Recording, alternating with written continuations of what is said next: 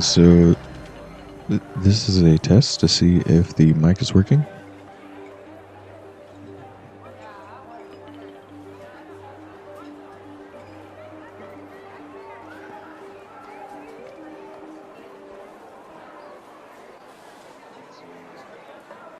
This is a test to see if the mic is working.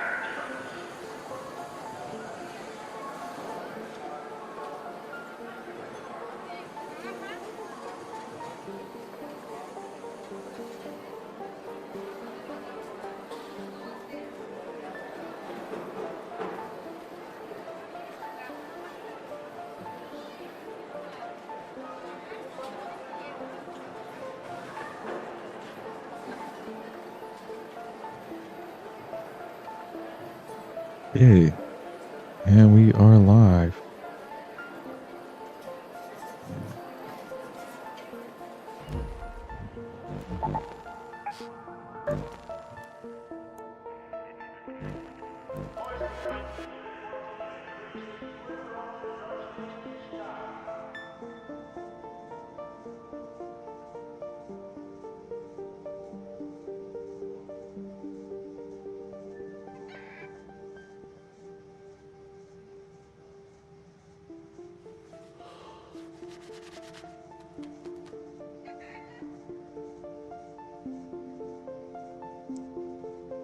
Okay. Hello everyone. Welcome to the video. Hopefully you all are having a wonderful day. Or should I say live stream? Because this is a live stream. So, yeah, good morning. If you're watching this in the morning, maybe you're watching it afterwards and it's not the morning. And in which case, good afternoon, good evening, whenever you're watching this. Welcome to the stream. Or welcome to the video. Hopefully you're having a wonderful day. So, today guys, we are going to be looking for some blueprints while also doing some trials in our graders, while also listening to the Joe Rogan podcast on Spotify. So, going to be touching on some topics there. If whoever wants to, we have 2 views. That's really awesome.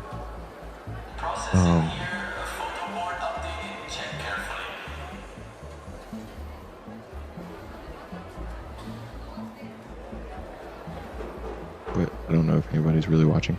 Anyway, I'm gonna leave it open to the chat. If anybody watches Joe Rogan and you have a specific episode you'd like me to watch, totally up for that. Also, if you're watching this past the live stream date and you want to maybe do this for the next time, or I'm thinking about doing that for some videos on the channel, watching some Joe Rogan podcasts and kind of discussing them, you can leave that in the comments down below. And I'll be more than happy to hop right on that and see if I can put something together for that. So yeah. Alright guys, let's go ahead and hop into it. Let's see, we're rocking this loadout. Got cold snap for another 30 minutes, so I guess we can hop into a match, y'all. I really don't want to lose this stuff, but we're just going for it.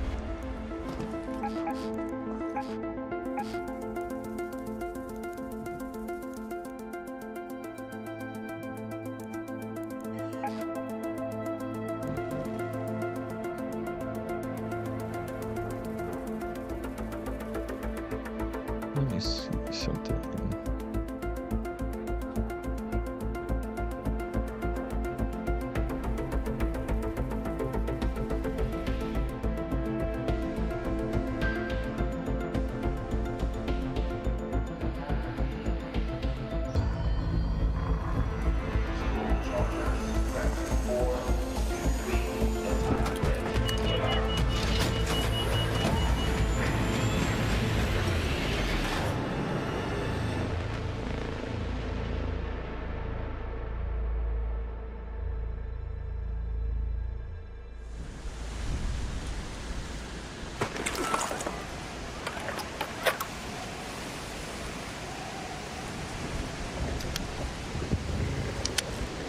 Okay, we'll have to do this afterwards.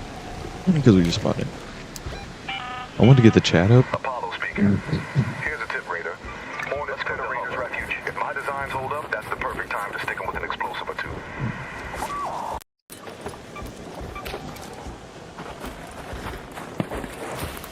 Hilarious. Yeah, so I know on Twitch actually has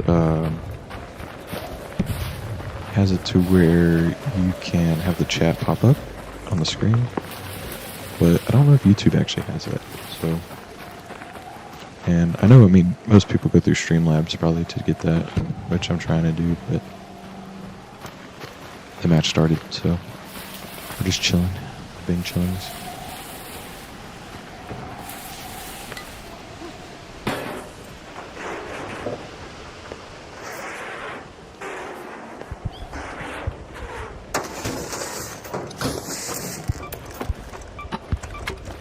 A surveyor vault. That's pretty cool.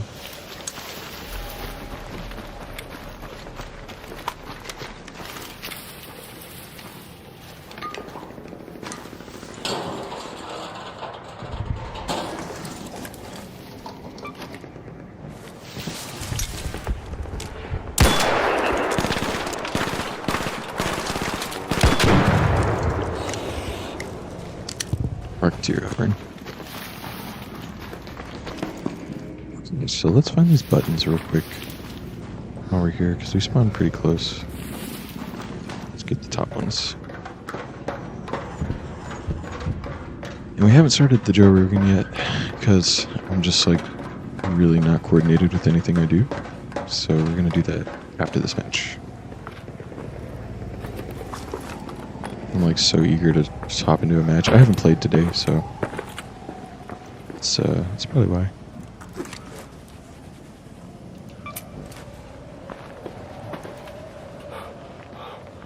No button over there. Any buttons right here? Nope.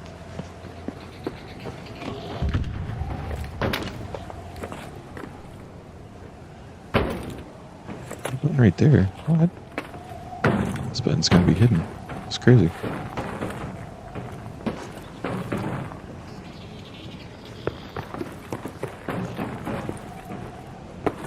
Puzzle maps like this are just get on my nerves sometimes. Or not maps, but puzzle locations.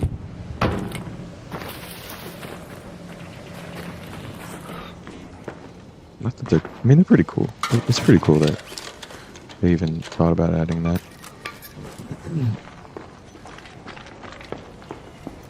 It's just sometimes they're so out of reach. They're so hard to find.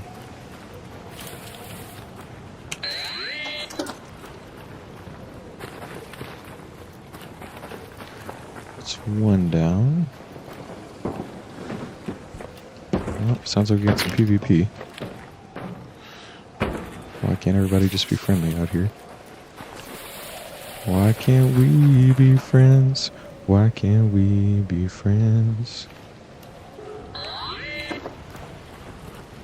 It's 2. So we found 2 on the lower.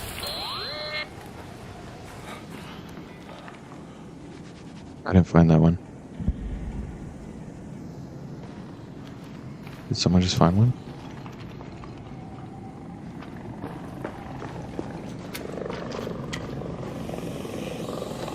Oh, of course there's a wasp there.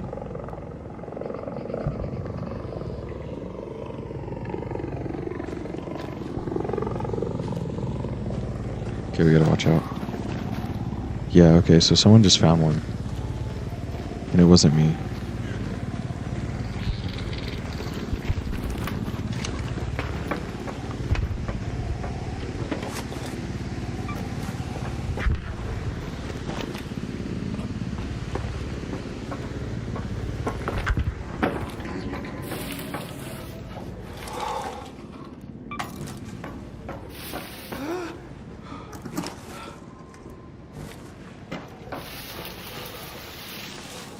I mean, we only have one.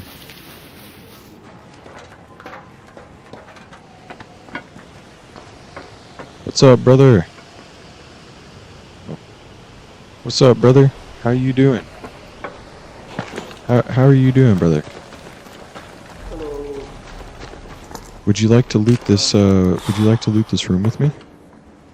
Yeah, sure. Did you find the last button? No. There's just one more. Where did it go? I'm gonna check this house over here.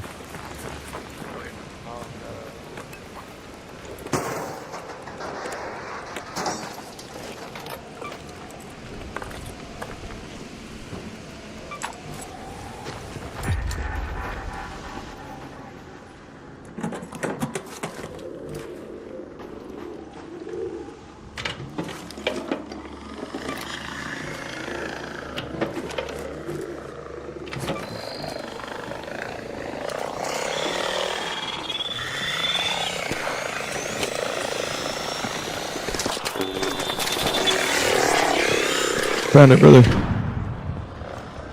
Found it.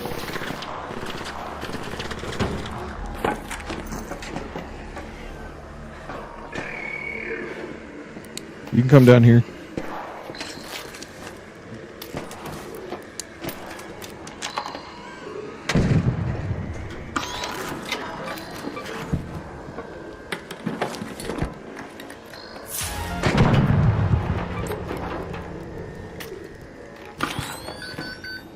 I'm coming down. I left everything in here for you in this backpack because I took the weapon crate. So Oh, just, that's okay, man. Don't worry about it. nah, it's all yours, bro. It's some pretty good stuff actually. So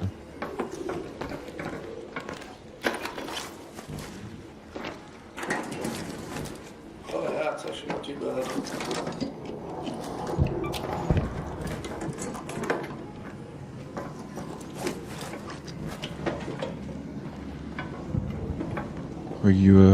where'd you plan on heading after this? I'm looking for candleberries. Oh, here you go, bro. I was just going all over the place. Oh my god, that's exactly what I need. I need 9 of them. Alright, I'm well, I'm headed to the hatch. Oh, okay. Cool. Yeah, if you would like to come to the hatch with me, or if you want to go somewhere, I'll follow you. I'll go to the hatch with you. Go to the hatch. Alrighty.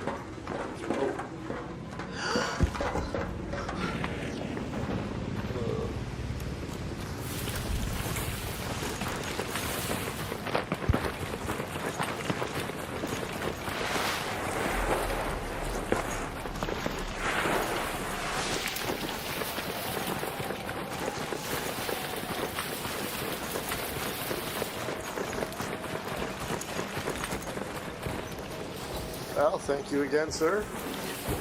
Excellent meeting with you. Yes, sir. Same Have here. yourself a good day. You too, brother.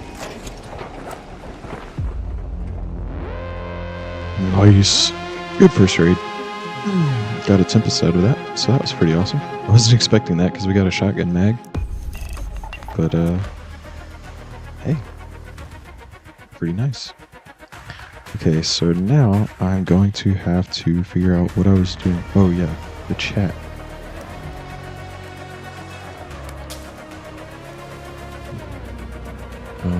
Let's see.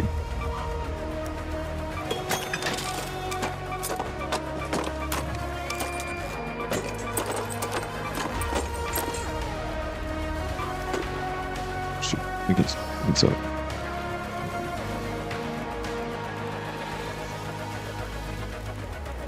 Okay, so we have 4 surveyor vaults. Wow. That's wild.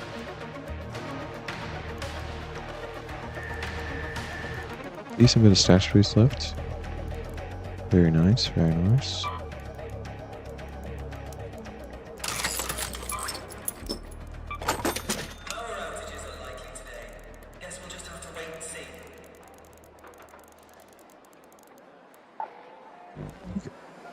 So let me figure this out real quick.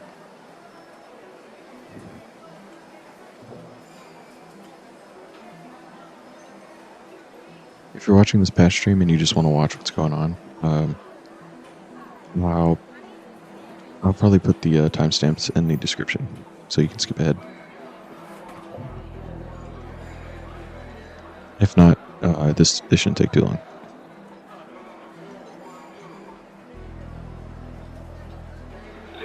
Last call is at 9:30. I'm not going to feel like it.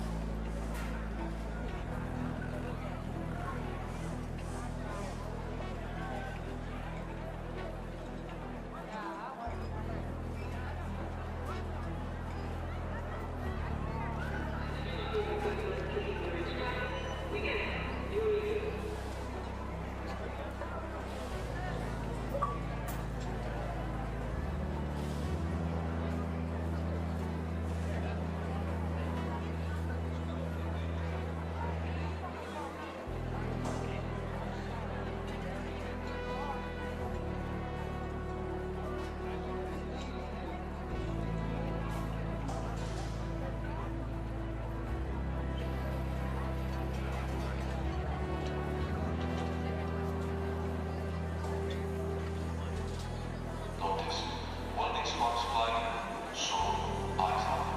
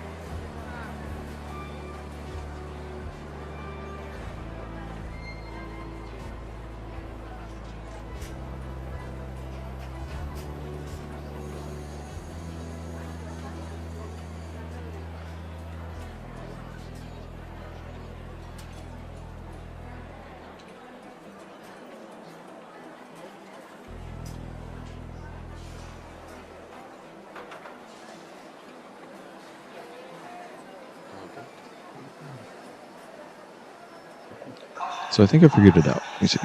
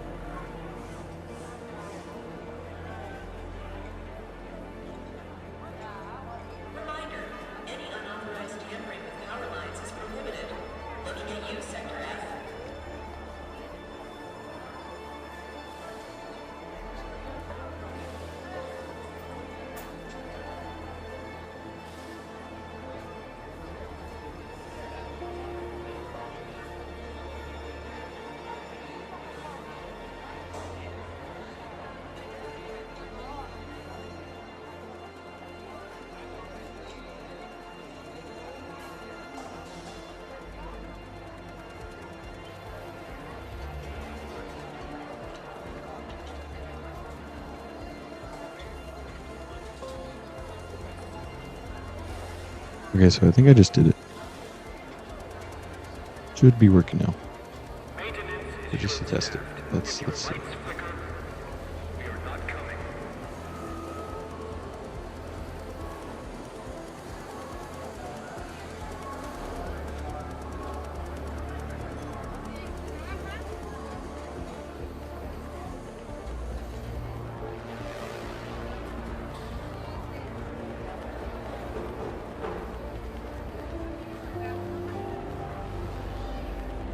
Oh, it works. That's awesome.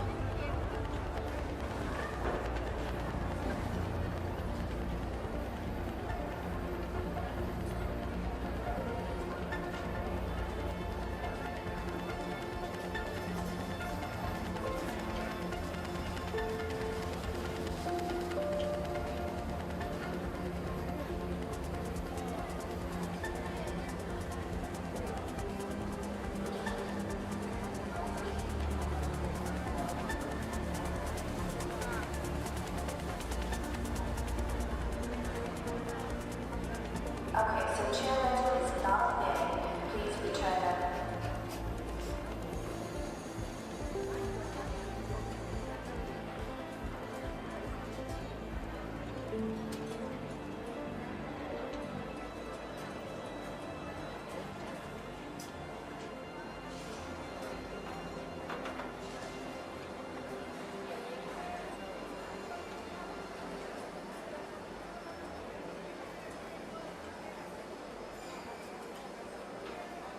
Okay, we got it. Awesome.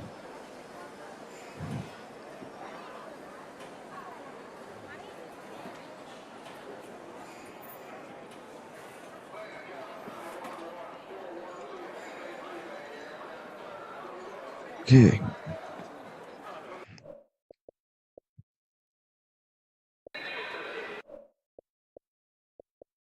Time to get the Joe Rogan podcast set up. Let's do that.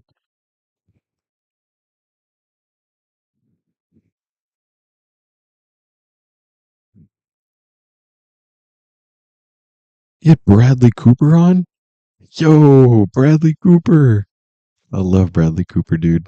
Bradley Cooper's so cool. So much aura. He's a really cool guy, though. He seems like a genuine guy. Genuinely down to earth. The Joe Rogan. Train by day, Joe Rogan podcast by night, all day. Hey, Bradley Cooper, what's happening, baby? You know what it's like when, like a Twilight Zone episode Okay. or something?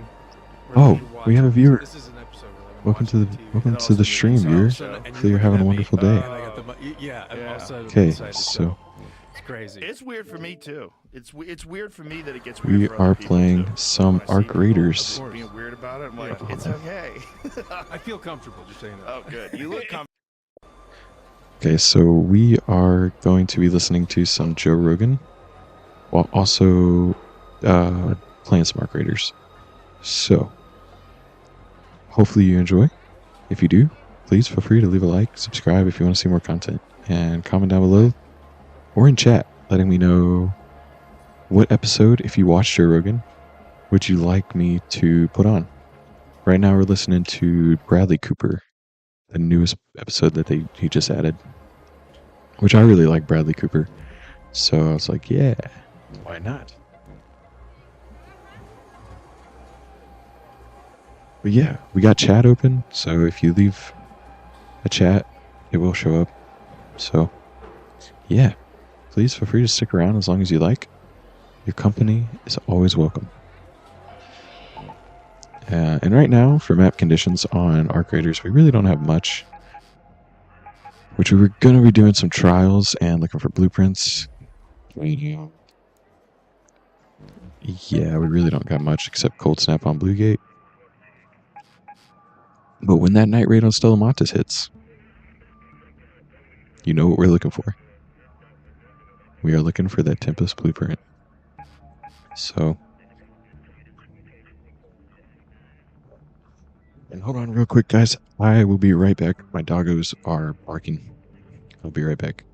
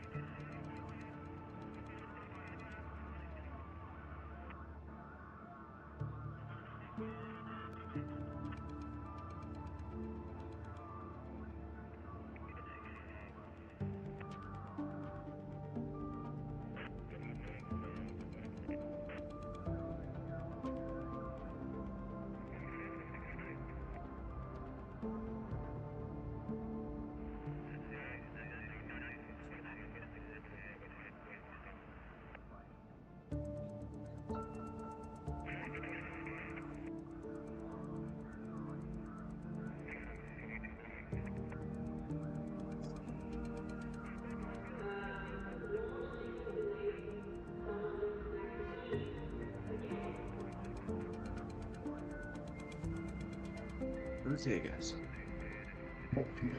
Okay, I am back. Don't have a taking a break or leaving screen or anything like that. I just started streaming, so it is what it is, right? Okay.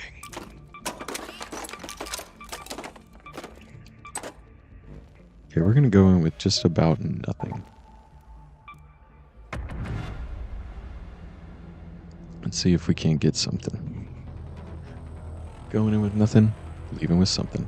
We're listening to the Joe Rogan Experience. Still. Yeah, no. But It's excitement. It's weird for me. Like, I was trying to explain this to someone. They're like, do people have a hard time being comfortable on the show? I go, I kind of do too. It's fucking weird. Yeah. It's weird that many people are watching. Yes. And then you start thinking, like, oh, don't fuck it up. Don't say that. But if you think about it, the fact that you did this long form setup and that we live in a culture where people at least say that it's all about short term. Yeah. It goes against it. The people are interested. Yeah. Well, the short-term stuff does work, you know? Like, short attention span stuff is very popular, even with me. Like, but I have been resisting it more and more lately. I'm like a fucking heroin addict, like slowly weaning myself off the drug. And the more I wean myself, the better I feel. Like, physically better. My brain works better. I feel more relaxed. I don't feel like this... Like Sugar Sean O'Malley, the UFC fighter, he said, even when I'm just scrolling, even if it's not anything about me, he goes, there's just like a low-level anxiety that I get. I'm like, yeah, because like, you know you're wasting your time chasing a fix that you're never gonna get. And you're just like getting these short drips of like, oh, look at that, Yeah. oh, scroll. But that's not what people really want. What people really want is something engaging, something you go, wow, that's like a great documentary, like, which are still super popular. Like a great documentary, they're still, you know, like huge on Netflix and huge on YouTube. So there's And all these- Oppenheimer was like 3 hours long. Right, And, exactly. made $1 billion. So Exactly. people went. Humans didn't change. It's just you can hijack their reward system by giving them some short attention span nonsense, and it just like tricks their slow drip dopamine into like continuing to watch this stupid shit. But that's not what they want. You know, it's not what I want. You know, It's the difference between like, just a little drip of something that has the illusion that I'm getting what I want as opposed to what I actually need. Yes. Which is sort of a reminder that I exist. Yes. Yes. And that I'm communicating with somebody and I can relate to it. Yes. Which is a different thing. And I only know this because I've never been on social media, but sometimes. There was one time I somehow got on TikTok and it was all police footage. Ooh. You know, like, and I remember laying on my couch, 40 minutes went by and I was just doing this.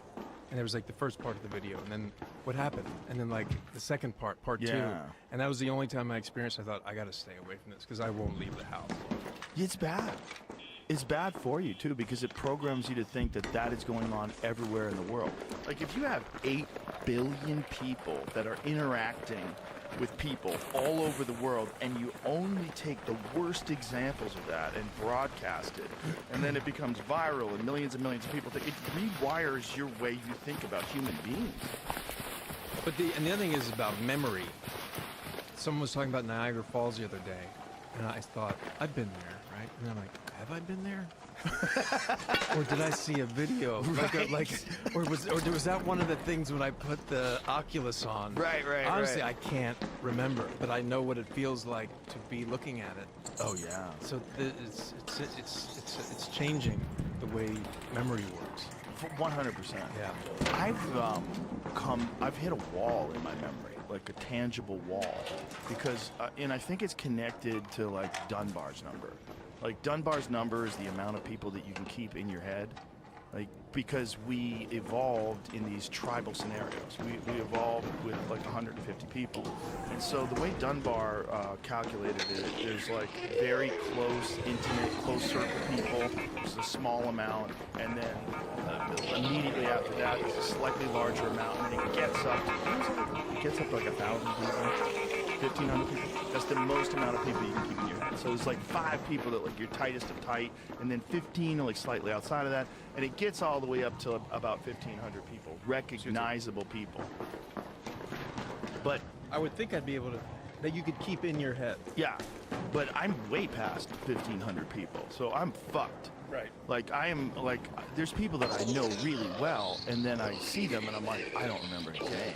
1,500 sounds. And it seems bad. Like I'm like, Yeah, why can't I I remember can't his remember fucking name? Oh, I can't remember his name. I'm horrible. But it's just because my hard drive sucks. It's like I don't have enough room. Right. It's like, you know, when you the old iPhones, it was like you run out of amount of space. Like, oh jeez, you gotta start deleting photos and videos. Now, and do you go- get anxiety with that, or do you sort of breathe through and say, well, it's just the way it is? I kind of just deal with it. Yeah, I mean, me it is too. what it is. But my memory itself is like very good and also very bad at the same time. Yeah, me too. I have a serious problem remembering people's names. When you think about how many people Like, you as I meet, was saying it, I was like, and I watched the show so many times, I was like, dang. Like, as you were saying, I'm like, Right, let me see, right, who right, can I remember? Do I remember any of the guys I just met? Can't tell you one. I just Right. met them, shook their hand, looked them in the they eye. say their names Yeah. and it just goes I in just and out. Yeah. And some people get upset. What's my name? I'm I like, know. I know. don't fucking No. know. Oh, you don't remember me? You don't? I'm like, you don't remember? What's my name? And you're like, oh. Well, that's why in Hollywood people love to say, good to see you. Instead of nice to meet you. Like, Yeah. bitch, you met me 2 years ago. Like, I don't remember. Yeah, Leonard Bernstein had a great thing that he would always do. I loved you in the last thing you did. Ah, that's funny. That's funny. Speaking of which, I watched a movie. Is this thing on? And it's good. It's really good, man. Oh, it's, thanks, it's, man. It's one of the best representations of someone attempting to do stand-up. It's a really good film, and but it's not really just about stand-up. It's about these people with this. It's about they're actual human beings. Like, these are complicated, real, like, not caricaturish, not cartoonish people. Like I get that these are real people. Right, good. Complicated, Yeah. real people that are trying to figure out their relationships. Good. And in the context of this one guy, Will Arnett, who's attempting to do stand-up. Right.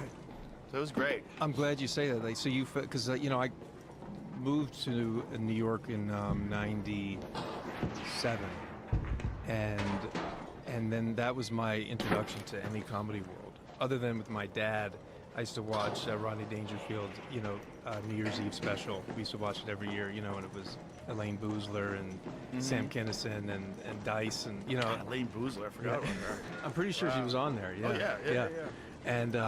And I was obsessed with Dice when I was like in 8th grade. I memorized one of his records, and I would do it in the train station with all my friends. Hello, brother. 'Cause back then, that's all you did, right? You would memorize stuff. Oh, yeah, me There was too. no video to look at. Hello, You brother. wouldn't all sit around. You would just memorize and then regale your friends Yeah. with your impersonation of him.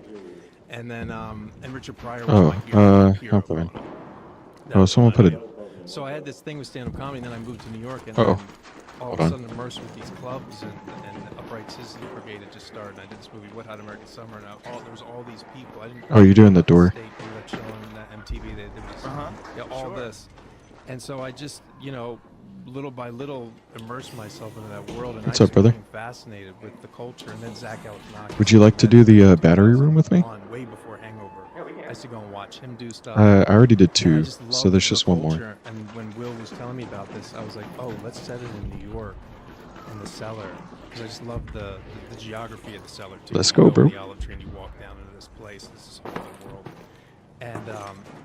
And it just felt like, I really want, like, can we pull this off where it's authentic, where you were watching it at home and Yeah. you get a sense of the fact that you're saying that you feel like it got it within the striking distance makes me really happy.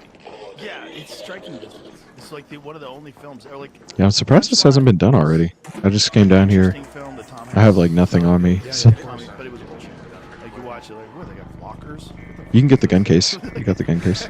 And also the comedy wasn't good. It wasn't real comedy. It was like it felt flat and fake, and people were laughing at nothing. The Will stuff felt real. Yeah. It felt real. Like the clubs felt with like a guy trying to work out what it's like to be on stage, an open mic. And then the fact you got Jordan Jensen in, who I love. Yeah, of she was course. fucking great. I texted her afterwards. I'm like, Isn't she "You great killed in the it. movie? She's great. Yeah, I mean, the so minute I started natural. shooting her, I was like, oh, wait a second. Yeah. Yeah, it was like, and the first thing I shot with her was one of her sets, and I was just up there with the camera, and I came around in her profile, and actually, I felt like I was the star. Oh, thank you, bro. It's a lot like Gaga and Ally, like singing "Shallow." Oh wow. I had like this weird moment. I was like, whoa. And then she was just incredible. And then as it went on, she had a larger part of the movie. And then that whole thing when they're talking about the small penis, and we go up to her, and just her writing that down, and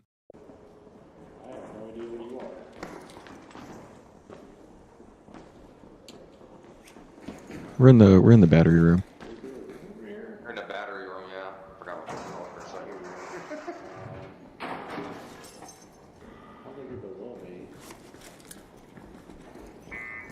Doing model floor, yeah. Yeah, it's not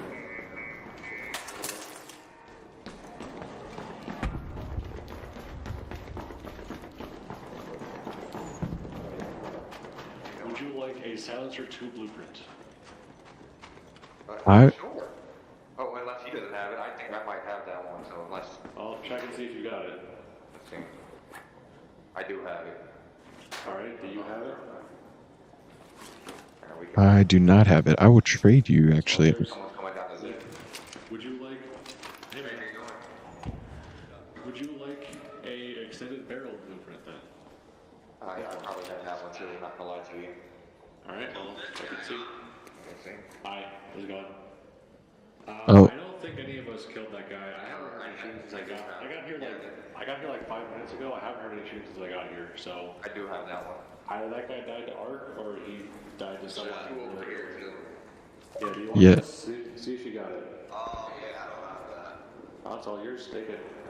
Appreciate that, bro. I got Do you a have- barricade kit if anyone wants it. Do you have that? Do you have this? I do have that, yeah. You're good. Do you- You have the trigger for it. Just get it away. Locker brief. I'll take that shirt. Oh yeah, I can do it. Like, I literally just reset Hey. my tree and I don't have it. Nah, I think I got it. I do, yeah. No, you're good, bro. You can have it. You're good. No, I already got it. I already got it for free. I don't need it. Oh, okay. I forgot I got that one early on. Medium gun parts, ammo, smoke grenade, renegade. Shit went down here, Yeah, I spawned in the match with actually nothing. I came with nothing in, and I was the first one in here with some other guy. One of them had the trigger grenade blueprint on him, so I just picked it up. Do you guys have this? This is not trash. Please don't pick it up. It's my stuff. Do you, Umber guy? Do you have this?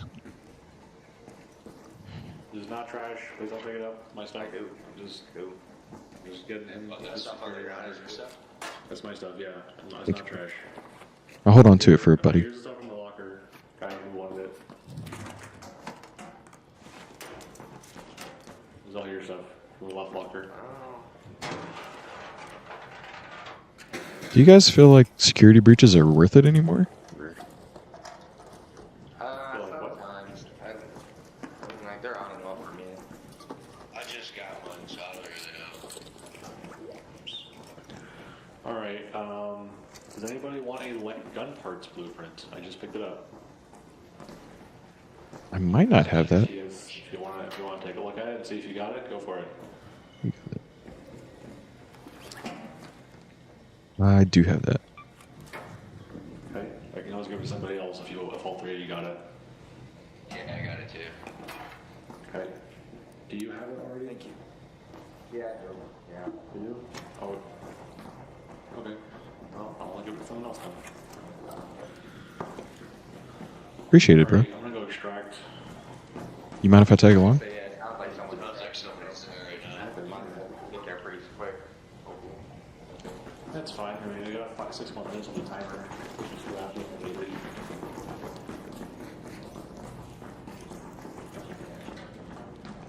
Have a good one, guys. You mind if I tag along with you? Oh, you're coming too? Yeah, probably extract. That was so clean.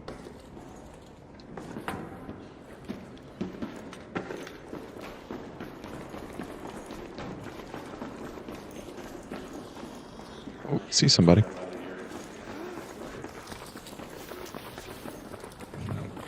Yes.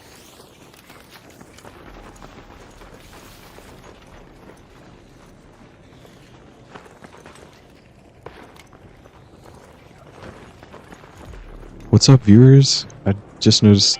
Well, I mean, I didn't just notice, but what's up, guys? How's it going? Hopefully, you're having a wonderful day. If not, maybe take some time to step outside. The guy. No, no, I do appreciate you guys watching the stream, but fresh air is always nice. Fresh air helps, and maybe some coffee or whatever you prefer in the morning. I'll warm up real quick. Oh my goodness. Ow. Don't come down. Oh, I'm sorry. barnacles! I didn't No, know it was such a big hole. that's my bad.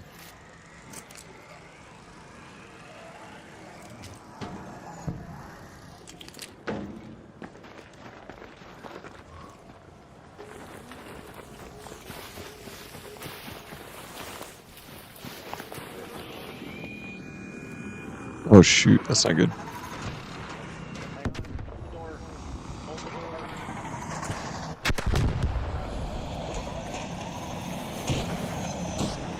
Can you hold the door? Can you hold the door?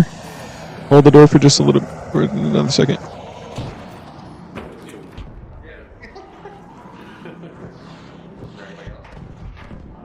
think so. I mean, that might be my lower grade that he's shooting at. That was fire. You guys. GG's brother. Thank you for the blueprints. Yeah, thanks.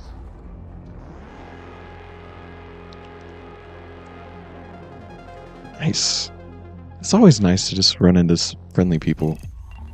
Like people who are just being chillings. Like it's always wonderful.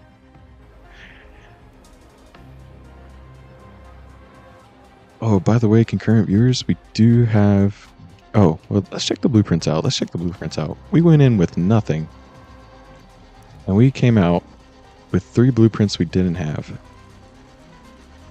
We went in with we found a shotgun silencer blueprint, silencer 2 blueprint, and a barricade kit blueprint, as well as a trigger nade, but we already have a trigger nade.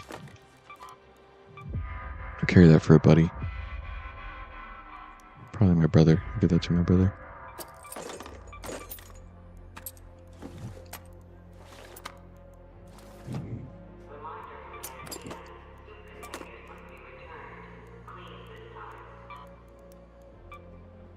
Oh, you're supposed to be listening to the Joe Rogan podcast as well. I forgot. I'll pause that because I couldn't understand or hear what they were saying. But yeah, the episode we're listening to is the Bradley Cooper episode that just dropped. But if you guys have any suggestions, like maybe you watch the Joe Rogan podcast and you have an episode that you'd like me to watch, put it in the chat, and I will be more than happy to put that on. I really wanted to discuss topics because I feel like Joe Rogan, I really do love Joe Rogan. He's awesome, and he brings up a lot of good like topics to talk on and touch on, and I feel like it's topics that not everybody is willing to bring up all the time. So we're watching the Bradley Cooper episode, so it's probably not going to be too controversial, say anything too crazy, but yeah, we'll go ahead and put that on. And then as for what we're doing, though, we are doing trials and we are doing We're looking for blueprints. And my goodness, Night Raid on Stella Montes has just opened up. So, yeah, we're looking for that Tempest blueprint. So let's do it. Let's do it. We're going to bring a Torrente with one of our mini anvils we have here.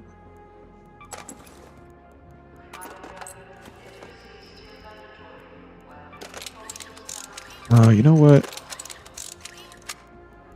We're going to bring...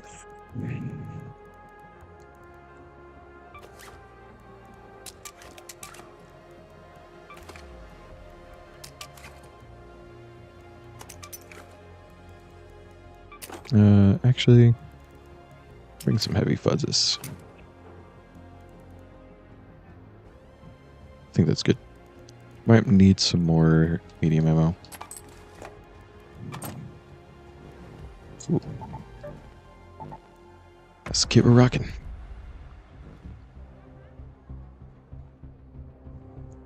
I'm rocking the Velati set. I also changed my outfit depending on, except the bungulator. I love the burnt peanut, but I'm open to rocking any outfit.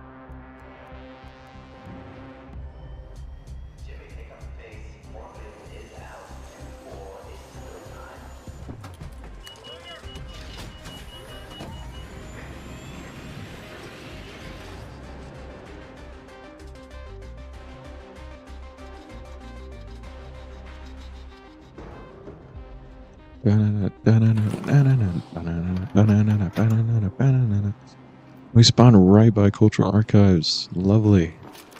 Nobody cares. Because it's Cultural Archives. Literally the worst. Probably one of the worst. I'm joking. I found the Ophelia here, so I really can't say anything.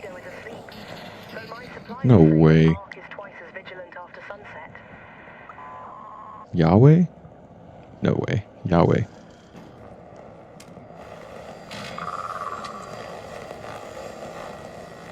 Just go away. It's stuck.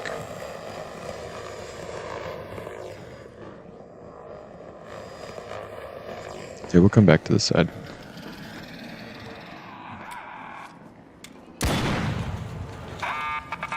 Oh shoot, what the heck? Where'd you come from?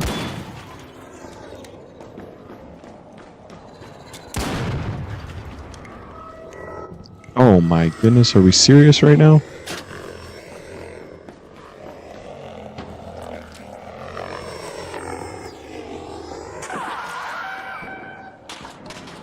Okay, we're gonna put on the podcast. She was just so fluid, and I was like, oh yeah, she's got it, man. Okay, this guy's over here. Great. She's really great. She's So we are trying to be friendly, but like very unusual. Like you can just let's see. Oh yeah, grew up on a farm with 2 moms, and yeah, amazing. Yeah, she could do anything. I know, and she's so fun. She's fun on stage too.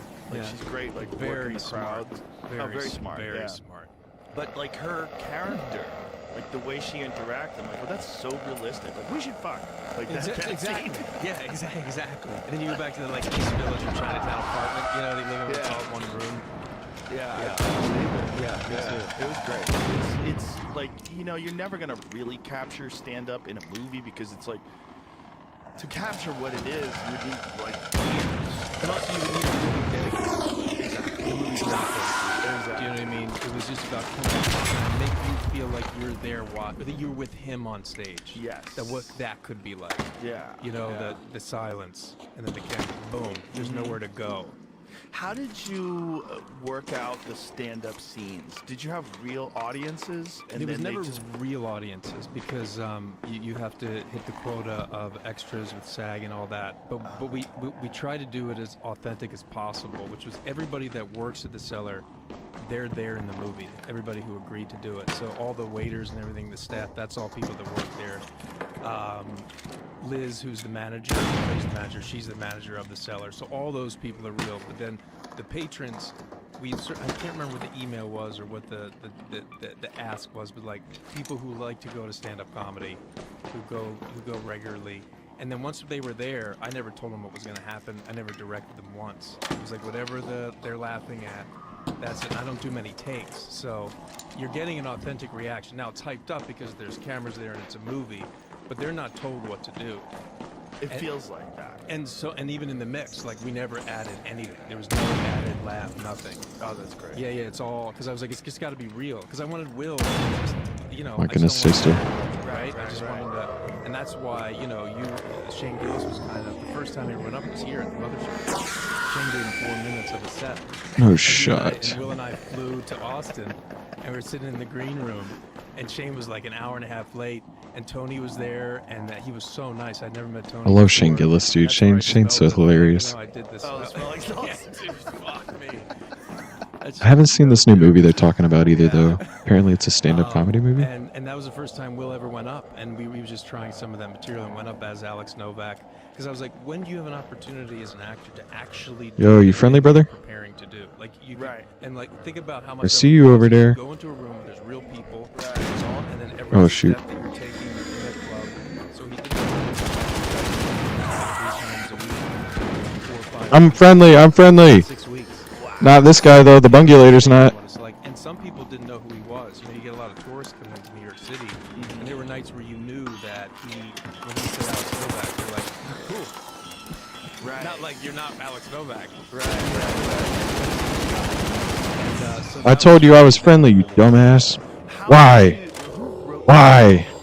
He wrote it with this guy Mark. It was a movie that was more about his, based on this guy John Bishop, who's a real comedian, was a very successful comedian in the UK, and Will met that guy on a barge somewhere, and he was talking about his story, and he was like, yeah, I was doing something else. Told you guys, it's getting dangerous out here. I'm sorry. I'm gonna stop. I'm gonna stop cursing. I really need to stop. I just hate people who just show up and start attacking for no reason. They don't even know what's going on. Got a couple chuckles, but he just loved it.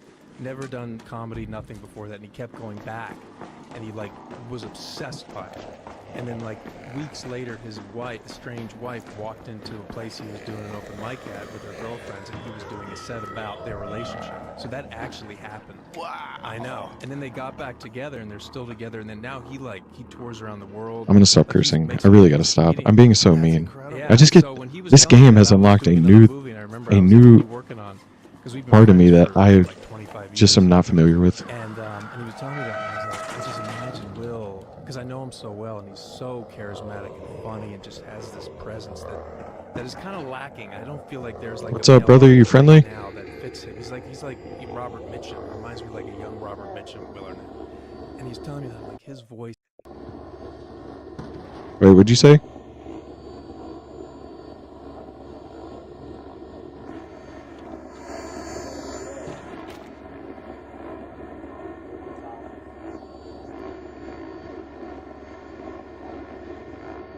I really can't hear you.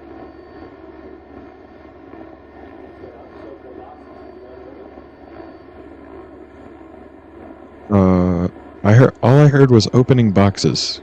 In which case you're good.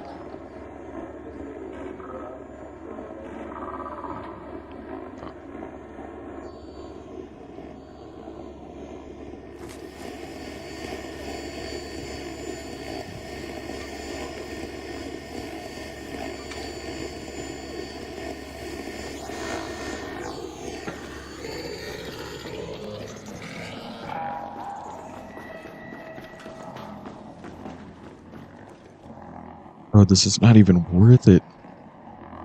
This is not even worth it.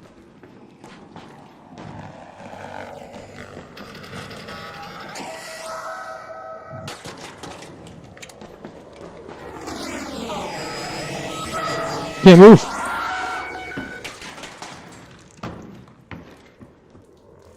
Okay. We're chilling. We're good.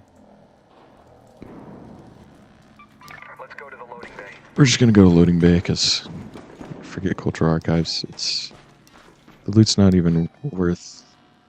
I don't know why we have 3 shredders in cultural archives when there's half of the boxes don't even have anything but fabric and chemicals in it. But anyway.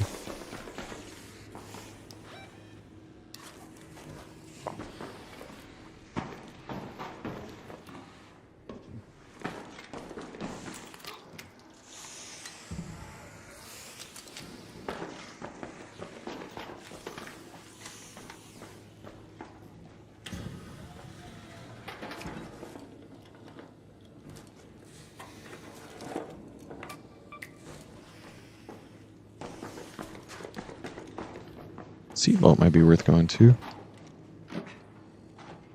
And we did spawn right by it, so...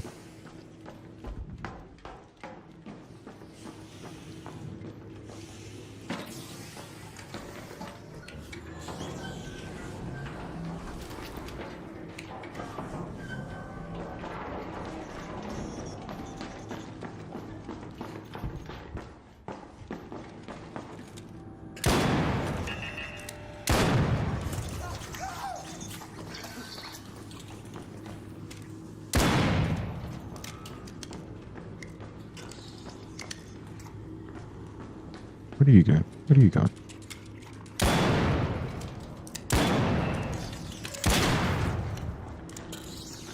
Holy cow, you just jumped.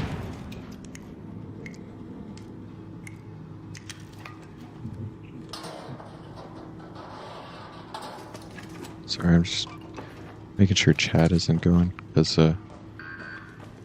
chat's like really hard to see right now.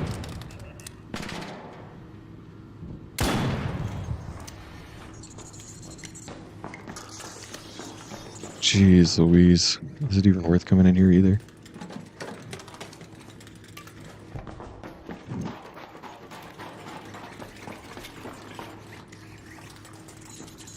Can I just loot in peace?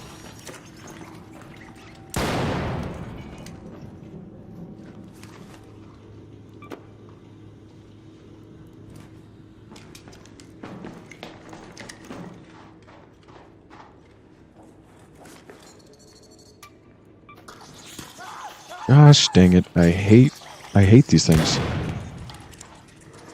I don't know anybody who really likes them though. So there's that. Go away!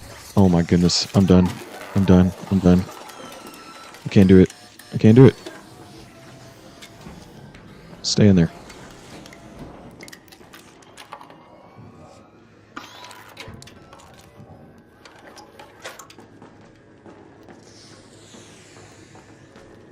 Barnacles. Oh no. You're staying in there.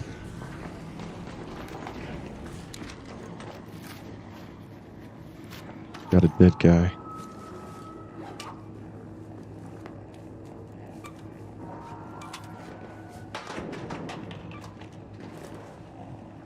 We're over encumbered.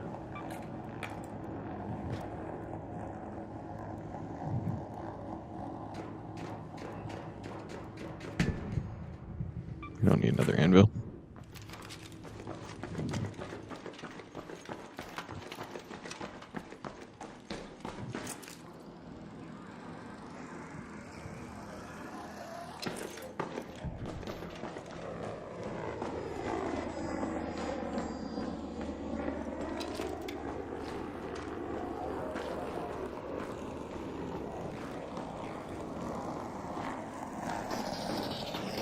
No way.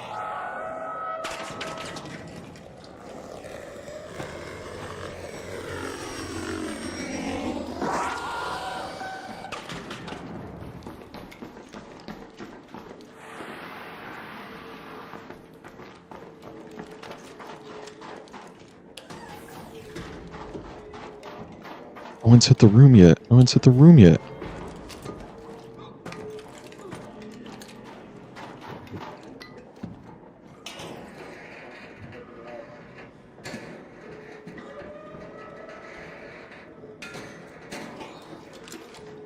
No one's hit this room yet. That's wild. What's up, brother? I'm friendly. You friendly? You want to goop this room together? I'm guessing that's a yes.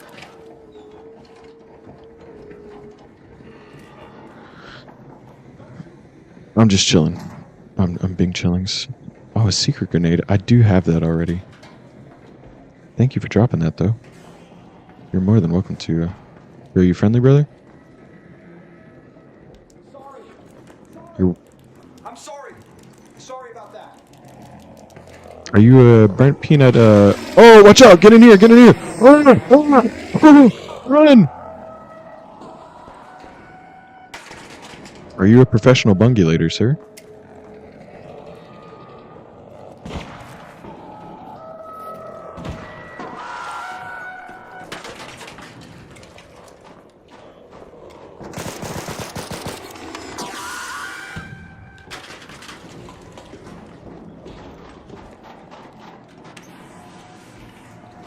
Get the goop, boys. Get the goop.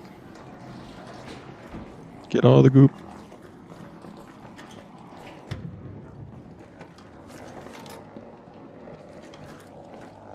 I really didn't find anything in here.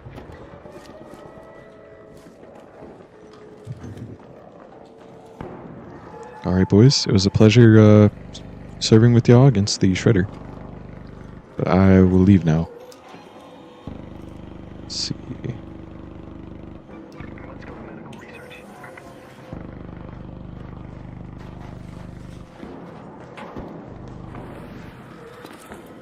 Okay, we're gonna put the podcast back on. Like that face. I just couldn't get it out of my head, Joe. And I was like, "Hey man, Oh, barnacles. like, how far along are you guys?" And I read it. And I didn't quite, because like you, I'd never seen a movie that I thought nailed it, and I love stand-up comedy so much. I was like, and I have no desire to try to redo it. And also, comedy is so massive right now, and the specials are so great and cinematic right now that there's no reason to try to make a fictional movie about something that we can watch as a documentary or a docu-series or a show that is authentic. I was like, but I still would really love to capture it cinematically. So what if it's foiled and the movie's about the two of them? That's interesting. Yes. And you suck. Well, that was one of the great scenes where Jordan was like, yeah, "You're she's bad." like, "You're bad. You're really bad." And it's much more about just what stand-up comedy, with anything. And you Okay, talk about let's- this on your show. Doing Oh shoot, I was in anything that puts you proximity out of your chat. comfort zone. Yeah. Anything that pushes you, you're gonna improve. By the as a way, human for being. the new That was viewers, really what chat is that open. whole thing is So if you about. guys And I just love the want to put anything in the culture chat, there's so much like if you have if you watch the Joe Rogan podcast and you have a specific episode you want me to watch, I will be more than happy to put it on. Just something that he'd never done, that he had puts himself out there, and that in doing it, he just sort of gets more comfortable, and then the mic comes off the stand, and then he's leaning against the wall, and by the end of it, and then the way it was structured, it allows him to do that vampire set at the end of the movie, where all he's doing is exercising what he's feeling emotionally because he's comfortable in this setting. Yeah. Because the old him, when he has that fight with her in the attic, he just would have kept that all What's up, inside, brother? and he would have been catatonic at his kids' assembly where we meet him at the beginning of the movie. Because you just don't know what to do with all that.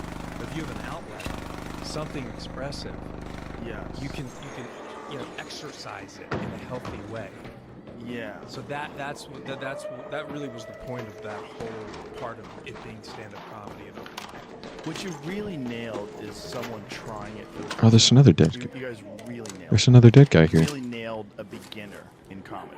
Like, it seemed completely realistic. Great. Yeah. And, like, I think that's one of the reasons why Kill Tony is so popular. Yes. You know, because you get to see, Yes. like, you can't, that raw reality of someone who has never done stand-up before. Like, there was people that went up at Madison Square Garden in front of Yes, 16,000 people that had never done stand-up before.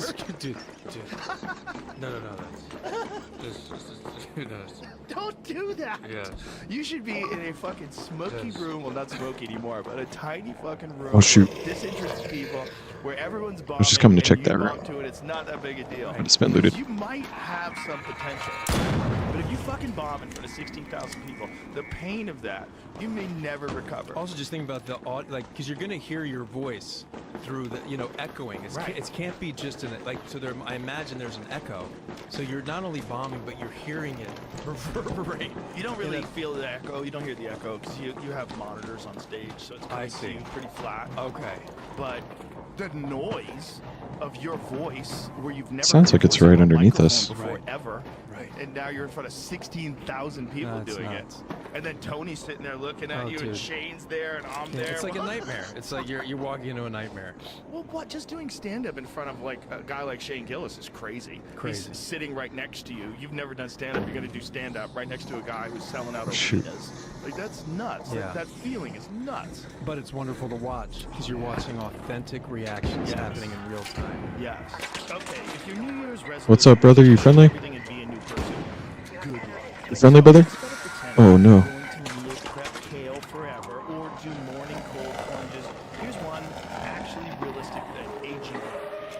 AG1 is a daily health drink that supports your energy, gut health, immune health, and helps fill common nutrient gaps. Just one scoop in cold water each morning, and you're off. It's got over 75 vitamins, minerals, probiotics, whole food ingredients in there. So instead of guessing whether you need a probiotic or a prebiotic or What's up, brother? I'm friendly. pills and powders, you can just do I'm just trying to extract. It's great because it feels like the grown-up move, but for once it's actually really easy. It takes like 30 seconds, and you'll notice the steadiness that sets I'm just trying to you extract. up. Sorry, bro. Not wired, not crashing, just functional human being energy. I partnered with AG1 for years, and if you want to give it a try, head to drinkag1.com/Joe Rogan, and for a limited time, you'll get a free AG1 duffel bag and free AG1 welcome kit with your first AG1. Yeah, we're friendly. We're friendly. Only while supplies last. That's drinkag1.com/Joe Rogan or visit the link. Appreciate it, brothers, for not shooting. It's not processed. It's Right. as clean a mental food as you're gonna get. Yeah, it's true. Yeah. Let's go. It's just that. Good raid. I think Didn't find the Tempest human blueprint. beings Kind of spawned really in. love Pretty bad spawn, seeing but what it's like when someone starts out doing something, because a lot of people have these ideas like, maybe I could try that, or maybe I could learn how to play guitar, or maybe I could do that, but it's just the getting going and sucking at something in the beginning is terrifying for people. So when they see someone just try it, I think they're like, oh, look at him go, look at him go, he's out there doing it, he's on the bike, he's moving, you know. It's like you see we're just gonna hop actual right back people into another trying to do match. something that they've never done I before. should have sold this, And and I also, didn't. the one thing I wanted to touch on is the craft of it all. You know, that it takes a lot of work. I know that it's not, the writing. You know, she says that at one point, she's like, you gotta write, you know, and keep going up. And I think most people, at least I didn't know before I started going, that people go up 3 or 4 times a night. Mm-hmm. Like I didn't understand. And so that was something I thought it was important to convey. Just the work ethic that's needed. Well, New York is really great for that, and it's always had a culture of that. It's had a culture of guys hopping from club to club and doing set to set because there's so many clubs in Manhattan. So guys would just, I think the most guy I ever heard one Lock guy did gate is in 8 30 nights minutes. a night. That's awesome. Like they're just like. I also that's got a how many night clubs there are. So I raid. just hop all over the place. You Really start need to your do night at, like, trials. 8 p.m. Ooh, we could do Downtown, trial there's a right ton now. downtown that you can go uptown. Yeah. You go all over the place. It's. But I feel like y'all. We've got I don't a lot know. of that I feel like y'all want to There's watch. so many clubs in Austin. Y'all want to watch some I mean, we went blueprints there. What you build is incredible. for people watching. Thank you. The culture. it's I'm fun. sure y'all. You know, I showed the movie to a stand-up. I'm sure who most of hadn't y'all done probably want to stand-up in, watch like, blueprints. 15 years, and he said the only thing that's trying to for get sure you got blueprints. wrong is the culture. I was like, what do you mean? He's like, no, people aren't that nice. And I was like, I really haven't done any actually, trials, I think so. you're wrong. I was like, it's changed. And there's a day People are left. so Oh no. It's That's in not where good. you go. There's places where it's not very supportive. Really, but at least like Yeah. I used to go to the cellar like in early 2000s. It didn't feel like it does now. Right. Well, I think Ari. We'll just keep looking for Shafir changed blueprints. that a lot. He brought like the culture of LA to New York, where you're like more supportive of each other. It was always like dog against dog, because it really the way it all started out was in the 1990s. It was all about everyone was auditioning for a sitcom. And Right. if you and I were, if I showed up to audition for a sitcom, like, oh fuck, Bradley's here, he's going for the same part. Fuck that guy. You know, it was because Sure. it was like that could change your life. Right. If you got that sitcom, now all of a sudden you're fucking huge, and I'm still like struggling to pay my rent, eating ramen, and it could have been me. Right. And so there's this like serious resentment that happens in the 1990s because everybody, like the golden carrot at the end of the stick was the Tonight Show, or hosting a if you could get your own late night show. Oh my God, he's a host of the Tonight Show. That was like the thing that only one person could get. And then there was like the sitcom. Like if it really worked out, they'd make a sitcom around you and you'd get a development deal. So there was. People would psychologically backstab people. People would talk shit to people before they went on stage. They would try to hijack their fucking First, we got line. into a late It's match. Like really, it was dark. Crazy. And then the internet came around. And then the internet, instead of people being your competitors, they became not just your friends and not just your colleagues, but also an asset. Because if you're doing a podcast and you've got your funny friends on, then your podcast is better. Right. And then if you tell people about their podcast, and their podcast is better, and then you go on their podcast, and that's better, and everybody benefits from everybody else. So it completely reversed the system. And then it became much more about being supportive of each other. And then everybody kind of realized, like, hey, it's way more fun when we're all having fun, And since the television thing kind of died off, It's probably the not even sitcom worth thing looting kinda this. died off with reality shows. And then it was really just more about getting clips up on the internet and about getting, and then there was Netflix specials, so it wasn't just everybody trying to get an HBO special. There was way more specials. And then you could just upload specials to YouTube, and it became this way more collaborative, supportive environment. And then Ari Shafir took that we had kind of like established in LA and brought that to New York, and a lot of those guys ran with it. Yeah, I mean, that's the way to go. People always say, there's a lot of room at the top. Yeah. There's a lot. There's a lot of room to stand for sure. And it's like, and everybody has their own lane, even within this big highway. Uh-huh. And You friendly? everybody wants to be with other people. Who wants to be a lone wolf, really? For a long time? Wait, guys, wait. As if you're out there, but they're all Barnacles. destroyed. They're just a mess. Yeah. Who doesn't want to have friends? It's crazy. I don't get it. But, it's that aspect of the culture I felt like in the movie you guys nailed, which is a realistic aspect. Good. A realistic portrayal of what it's like, where a bunch of people they were all busting each other's balls. Yeah, and having exactly. fun. Yeah, you could be supportive and still honest. Yeah. That was the thing. There's no Yeah. lack of honesty or criticism. It's just, it's not done with the hope that for your demise. Yes. That's the difference. Yeah, I think the 90s poisoned a lot of comedians. It poisoned them because it gave you this idea that the whole thing was about a means to an end, and that end was a sitcom. And everybody thought you just had to get a sitcom, And that was what everybody was working for. Oh, shoot. There's people that We're were like developing up in the their lobby right now. based around a persona that they could sell to the networks. Were you doing stand-up before your sitcom? Yes. I see. Okay, so is that? Oh, how you that friendly, happened? brother? Did someone see you and then they Oh, were okay. like, "Oh, you gotta try the show." Yeah. I just wanted to make sure you're friendly. I got ridiculously lucky. A lot of people say, "Oh, I worked really hard to get on a sitcom." Nope. No, I got lucky. I did MTV. I never had any aspirations to act at all. I did MTV half-hour. Come deal, on, I got a yes. development deal, and all of a sudden, That's I'm awesome. living in LA and I'm on a sitcom, and it happened in a couple And a of great months. sitcom. I was on a bad one first. I was on a bad one. Okay, so Hardball. I'm not gonna I lie. was on a I actually have to sitcom use the on restroom Fox real quick. where I played a baseball player. I That don't show got have. canceled, and Let's see. Let's. unfortunately, I'll I leave the thought it was podcast gonna come running. 'cause I was retarded. But I don't have a screen to say I'll be right back. So this is me saying I'll be right back. But I'm just going to use the restroom. So it won't be long. But I'll leave the podcast running so you guys can listen. Also, if the audio's not really lining up too well because I have my game audio on 60% and the podcast on 100. But if it's like one's a little loud, too loud, and the other's not loud enough, just let me know in chat. But anyway, I'm going to put that on. I'll be right back. I was, 25 years old, 26 years old. And I was like, oh, this is going to take off.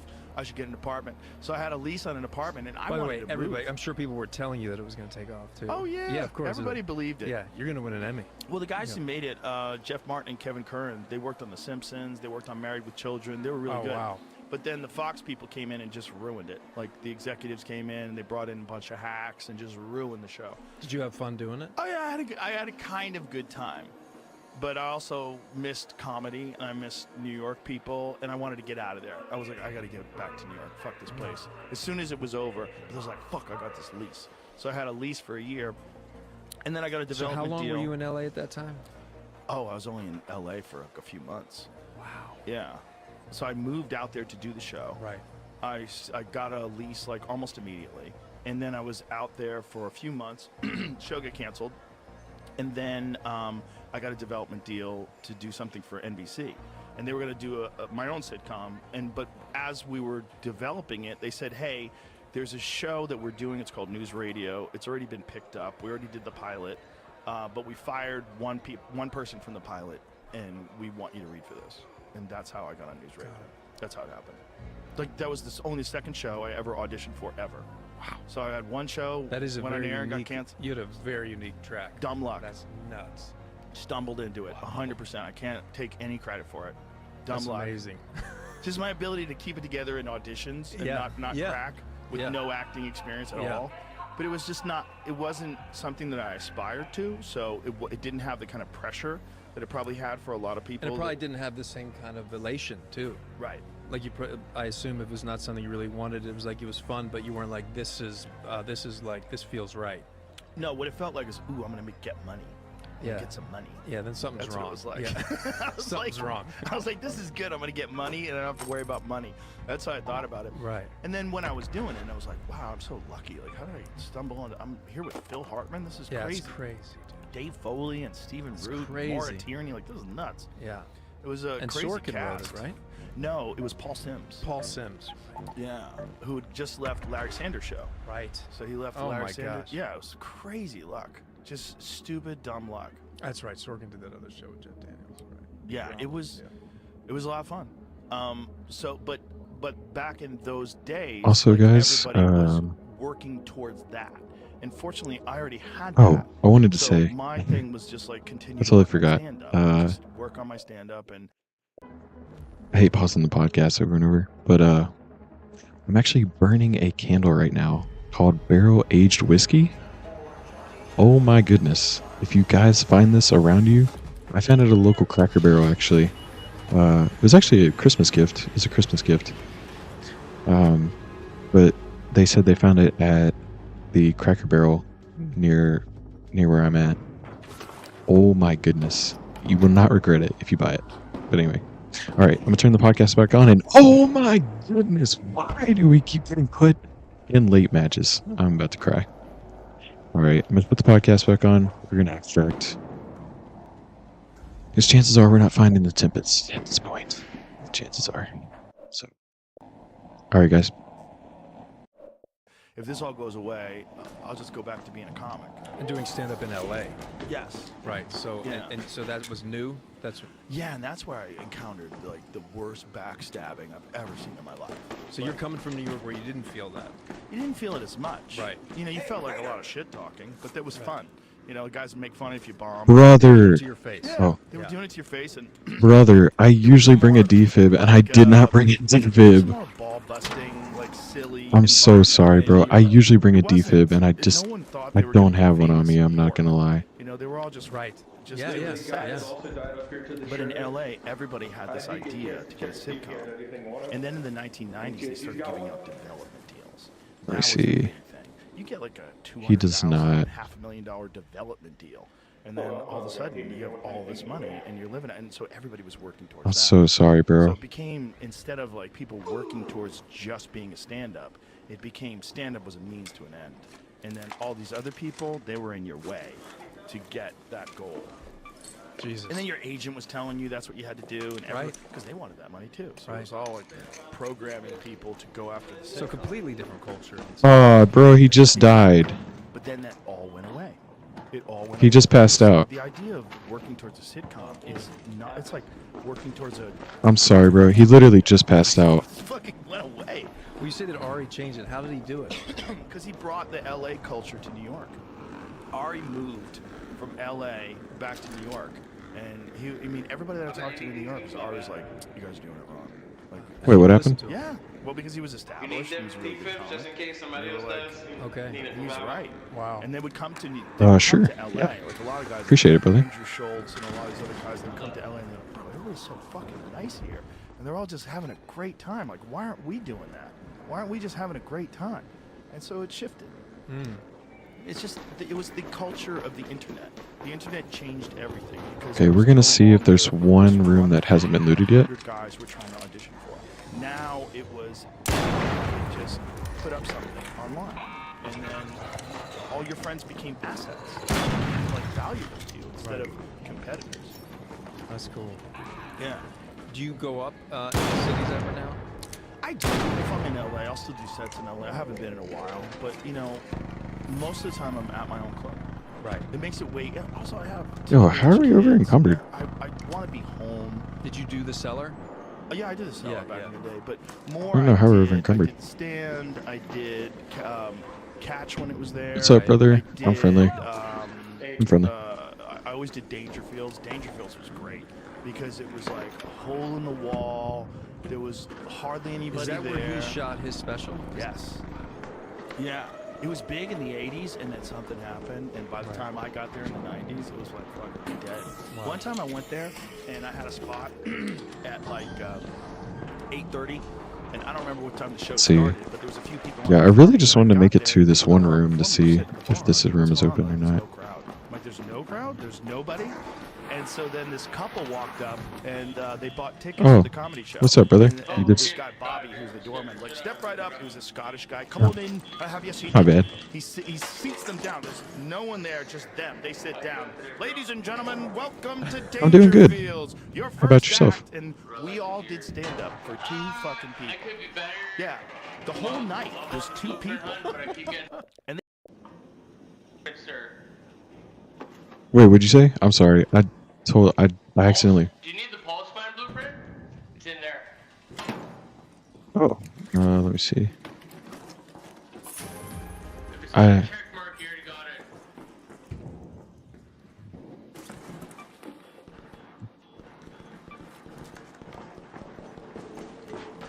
We're gonna carry this. We're gonna carry this for a friend.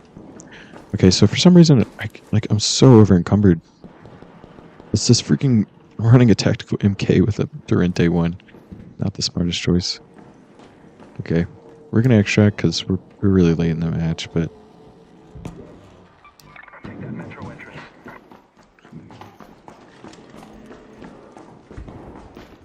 oh, let's see if the cafeteria's been hit.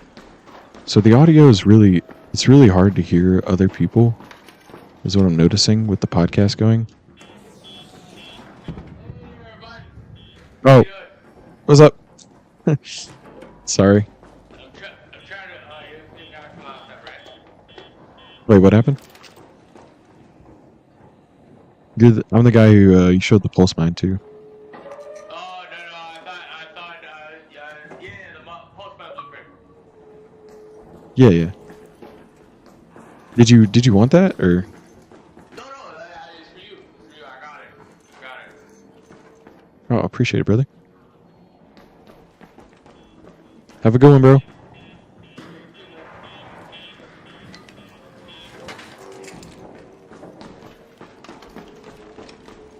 So yeah, the podcast is kind of like over.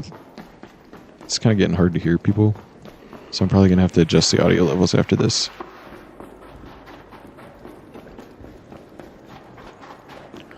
I mean, it shouldn't take long, but I'm curious to see like where exactly the right audio levels are at.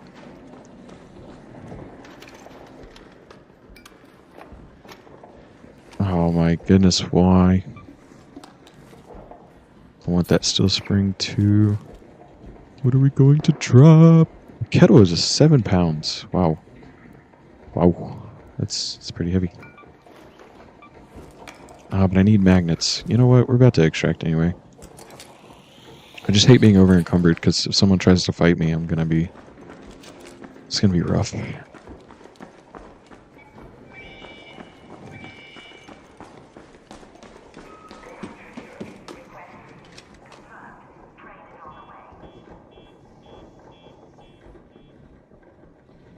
Okay, I'm gonna probably put the podcast back on though.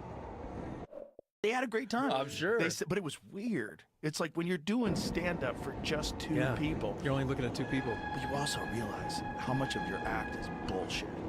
How much of your act is like fucking dance moves. It's just nonsense. Like English on the cue ball. It's like you're doing a lot of silly things that like don't even and you're not connecting with real humans. Right. When there's 2 people there, it like cuts the fat out Yeah. of all shit. And you recognize where the flaws. Yo, what's up, brother? The flaws in your delivery. But Dangerfields was a I'll call it. different place. It was like a classic comedy club that didn't have any. Oh no, I'm sorry, brother. You went there, no agents, no managers went there. Always. You hate to see it. Bunch of weird If you just said it would have just a little sooner. That was a fun place. So I did that club a lot, but I did the road a lot. Yeah. Because that was how I could make money, and I could headline, like I do an hour.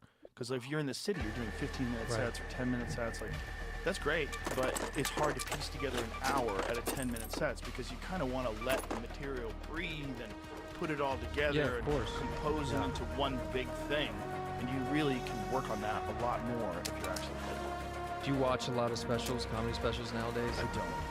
I watch a lot of comics, like when I see them at a club. Right, Yeah. but not like No, I probably should. I probably should watch more of them. But Okay, so really, comedy. it's up to y'all. it's like Should we do trials? And the Or should we real keep way to looking see for comedy is blueprints? to be there live. Right. you're 'Cause I really wanna and do you some know trials, when the person's but locked I don't in know. And you know when they're not. You feel it. They got you. Like they're thinking for you. Like Yeah. if I'm watching a tell, and he's at like the mothership and he's killing, like we're all like this. We're like locked into his brain, and we're letting him like take us on a ride. Yeah, of 'Cause course. it's like a kind of a form of hypnosis. Yes. And I really think that a stand-up special, as good as they are, you're maybe getting 60 to 70% of the experience of actually being there. That's why I enjoy watching them to see how different people make them. Because there's all different types. Yeah. You know, some are heavily edited, which always brings me out. If there's a way to keep it so you feel like you're in the room. Right. You know, I remember it was a Mr. Tambourine Man or the Chris Rock special where when he changed the tone of it and he started talking about jerking off to porn and how he became addicted to porn. And it was that great filmmaker who's a comedian who does music. Sorry. He did that thing during COVID when he was Hearing in his house. Bo Bo Burnham. Burnham. I think he directed it. Oh, And the camera really? just keeps going on, keeps going on. By the time you don't even realize it because you're hypnotized, you're It's right on here right at now. Chris Rock. And I think probably subconsciously, just thinking about it Oh, now, shoot, that's we gotta change our probably one of lid the out. things, because that's kind of the frame I use the whole time on Alex. On Will. Yeah. But I remember watching that going like, when the fuck did this become a close-up? You know? But that's what it was happening. So there was a Right. synergy between the camera and what he was doing in the place. Or at least made me feel like cinematically I was there and this is what he was doing, hypnotizing me. Right, and then the opposite of that was the special that Chris Rock did where he changed clothes. So he was doing a special where he filmed part of it in one place and another part of it in another place, and he spliced the two of them together with different outfits. So you would have him begin a bit with one outfit on and then end the bit with a different Right, so outfit on. you're- yeah. And you're like, what are you, Yeah. whose idea was this? Yeah, because the minute you cut and edit in any way, you know, even podcast audio-wise, that's the thing I've learned. You know, some people, you know, they edit the audio of a podcast, and you're like, that's not, someone didn't take a breath before they answered. Oh, like cutting out Yes, in between. yeah, it's a whole other rhythm. Right. Well, that's the YouTube thing, right? YouTube for a long time was doing Let's this go. where they We would got into cut a new out match. all the pauses in between people talking, and it became like a style of editing, Right. where it's like shocking. But For the my idea is- ears, like, it's impossible for me to get in. Right. It's just impossible. well, it's the short attention span concept. Right. You're just saying people are so fucking stupid. You can't give them any breaks. You can't give them any breath. You gotta keep talking, and then you just Yeah. And it's like After a while, it's exhausting. just like this wash, and yeah. They're just trying to keep you engaged as much as possible by editing instead of by having actually interesting content. compelling content. Yeah. But it's an interesting exercise. Yeah, I enjoy watching. Like I think Josh Safdie did Sandler's one, and he was and he did all this backstage, and he walked up, and then he was in many locations, but he was playing music a lot. Yeah, I just like watching everybody's different, you know, sort of exploration of different stand-up shows because it's such a huge viable market. So people, you know, it's fun to watch how they do it. I think that's probably why, because I watched so many of them, I wanted to do it in a way in a movie. Have you done stand-up at all? Never did. Never? No. Have you thought about it? When No. you were doing the film, did you think about doing No, it? no. No? Yeah, and I don't know why, Joe. Yeah, but no, it's not like one of those things that I feel compelled to do. But would it be fun? Would I be scared? All those things. Will I try an open mic one night? Yeah, I probably should. But it's not. I didn't feel compelled to do it. No. The problem would be if you did it and it went okay, but you're like, What's I up, think I can do guys? better, I'm friendly. and then you're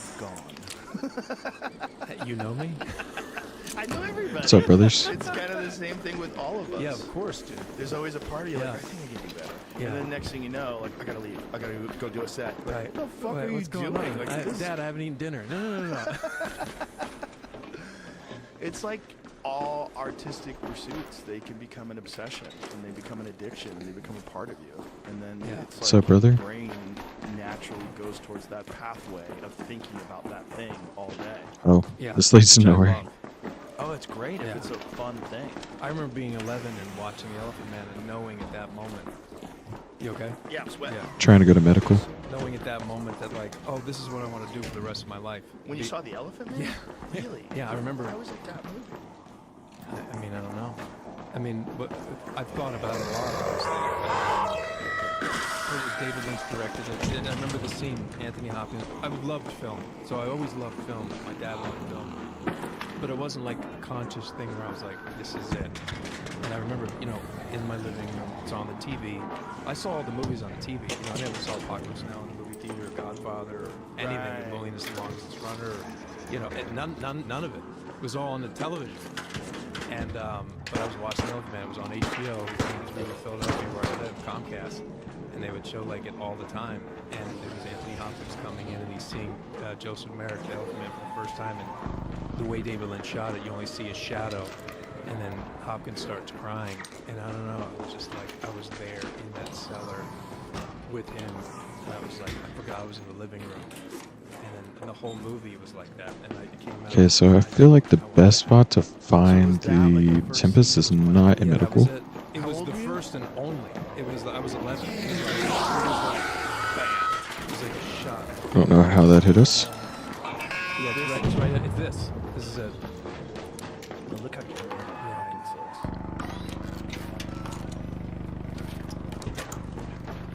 He was incredible. Stand up!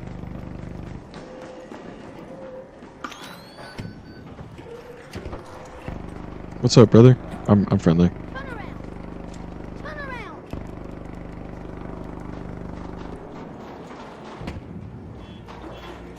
Just looking for a way to get Pat over to the other side, actually. This is probably the best spot right here. We just gotta watch out for the Bastion.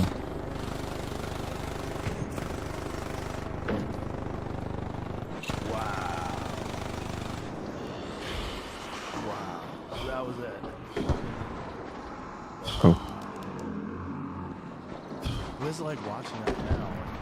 Thinking Okay. that planted the seed that changed your whole life. I'm like, well, first I thought it wasn't in a shadow, but I was. Someone have a hole cracker down there? Someone might have a hole cracker down there. And I was like, is Joe in it? Does he know what I'm talking about? And then as my brain started going, the movie kept bringing me in it. Yeah. And then by the end, by that push-in, I was like, I'm just watching this guy look at this thing. Sorry, guys. I'm just chilling. And I wrote, so I went to grad school and moved to New York, wrote him a letter because our dean said something on the room. You guys are more than welcome to come goop the room. If you guys want to goop the room with me. I'm gonna just close the door just in case. Do you remember that on TV? Rob, remember that? Yeah. And so our thesis was the show. There was like there was a class. It was a class, like basically a class. And you saw all these incredible. Someone already killed that. And I was there for that. And then I wrote. I think someone just took it down. I asked James Lipton, that was the name. Yeah. And then I never heard from him. And then and now I know. Do you know what I'm How saying? weird. So weird, right? I never get over that. Me like, neither. Meeting Ever. And there's some guys. I don't know if you feel this way too, but like there's some guys like then they become. There really wasn't Jack but Diddley in still, this room. I still feel a little bit of like extra energy when I'm around them. Like Oh, yeah. it'll never. There was go like literally away. nothing. Yeah, for sure. It's crazy. For me, one of the big ones was Tarantino. Oh, Hanging out with Tarantino. Yeah, that would be it's, nuts. it's so odd going to dinner with him. Yeah, it's crazy. Hanging out with him here, him coming to the club, he come hang out in the green room. That's nuts. It's just weird. It's like that's Quentin Tarantino. Yeah, that's great. Yeah, and it never goes away. As close as you get, and even when your brain's off, right? Because that's always the litmus. Is my brain off when I'm with the person? Right. That's like when, like, okay. Right. And Oh, we were in the atrium. What am I doing? I mean, it was always. Okay, we're gonna I check got to the the. point where my brain was off. You Oh, someone's already been through still, here. If my dad was alive, if my dad was alive, he would flip the fuck out. What was it like doing that scene with the fake baby? Oh, was that bro, weird? It's so funny. I was just talking about that 2 days ago, dude. And I've come full circle. Yeah? I actually think it's dope. Really? I think it's fucking Why? dope. Because it's so just like, wow, look at these people fully invested, and it's a doll. Well, he there's is- like a scene where you're like kind of like moving the Yeah, hands no, a little bit with your I can tell you finger. I can tell you the whole thing, dude. So we had 3 sets of twins, and Clint likes to shoot fast, which I love and love. and they were crying and they weren't ready, and he was like, you know what, let's just let's put the doll in. And I was like, okay. And I was like, all right. And I had the doll, and I remember, and I made a joke on set, and I was like, I'll just save you $35,000 because I moved his hand with my thumb. Yeah. You know, like I saved visual effects like $50,000, like made a joke about it. And then we got to post, and we were in Vancouver doing the meeting. But you know, everybody defers to the boss. I still remember being in a room, and I'm like a theater watching. They're like, okay, Clint, so we did this, and you know, the tank has dirt on it, and you know, whatever visual effects they've done. It's the baby. I'm like, okay, Clint, this is this scene. And it ends, and I'm literally behind Clint. I just see the back of his head, and I'm waiting for everybody to raise their hand. Like, we got to spend more money and make the kid real. And I think the kid had like 2 fingers too. Like they weren't even. It was like an A. Yeah, that's it is. Yeah, that's it. That's me. I'm doing that. That's it. But dude, it's kind of dope. I love it now. I've come full circle. So I raised my hand, and I was like, Clint, I just think that it's clear, you know, that that's not a baby. And what would can we at least just find out what the cost would be? And no one said See, anything. we have a Stella Montes assembly admin key. Wow. And that was it, dude. And that was it. And I was like, okay. And I remember talking to the other producer. I was like, this is going to come back. I was like, bro, this is going to come back to haunt us. And I remember he said, no, Bradley, you're too close to the movie. I was like, I don't think so, dude. No, everybody. What's up, brothers? I'm friendly. This is crazy. That's a rubber baby. Crazy, dude. Hey, there's another one too, with like yeah. It's What is it like doing a film like that, where you're playing an actual human being? Is that different? I'm friendly, guys. Like a written character that has no physical body, that you can kind of become who you think the words represent. Yeah. But when you're playing a guy like Chris Kyle, you're playing a human. Yeah. And you're trying to figure out a way to make it as realistic as possible, but you're acting. Like, what is that like? I mean, the thing that just popped in my head is the pressure. It's like night and day. That you have to serve. You know, especially with Chris Kyle. We started making that movie. He was alive. He got killed while he was still negotiating with Warner Brothers. I think they would just close his deal. And then he was murdered on February 2nd, I believe. And it was just like, whoa. And then, but in fact, we were like, no, we really.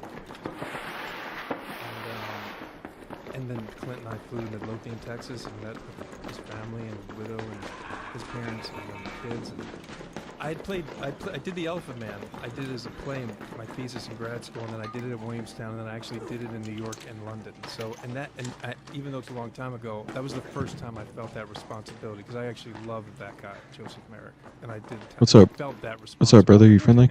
So I'm friendly. I'm friendly. Something like that before. I'm just making my way to assembly. The next time. It was massive, Joe, but I think that it's like you're always looking for what's the fuel that's going to allow me to work as hard as I can.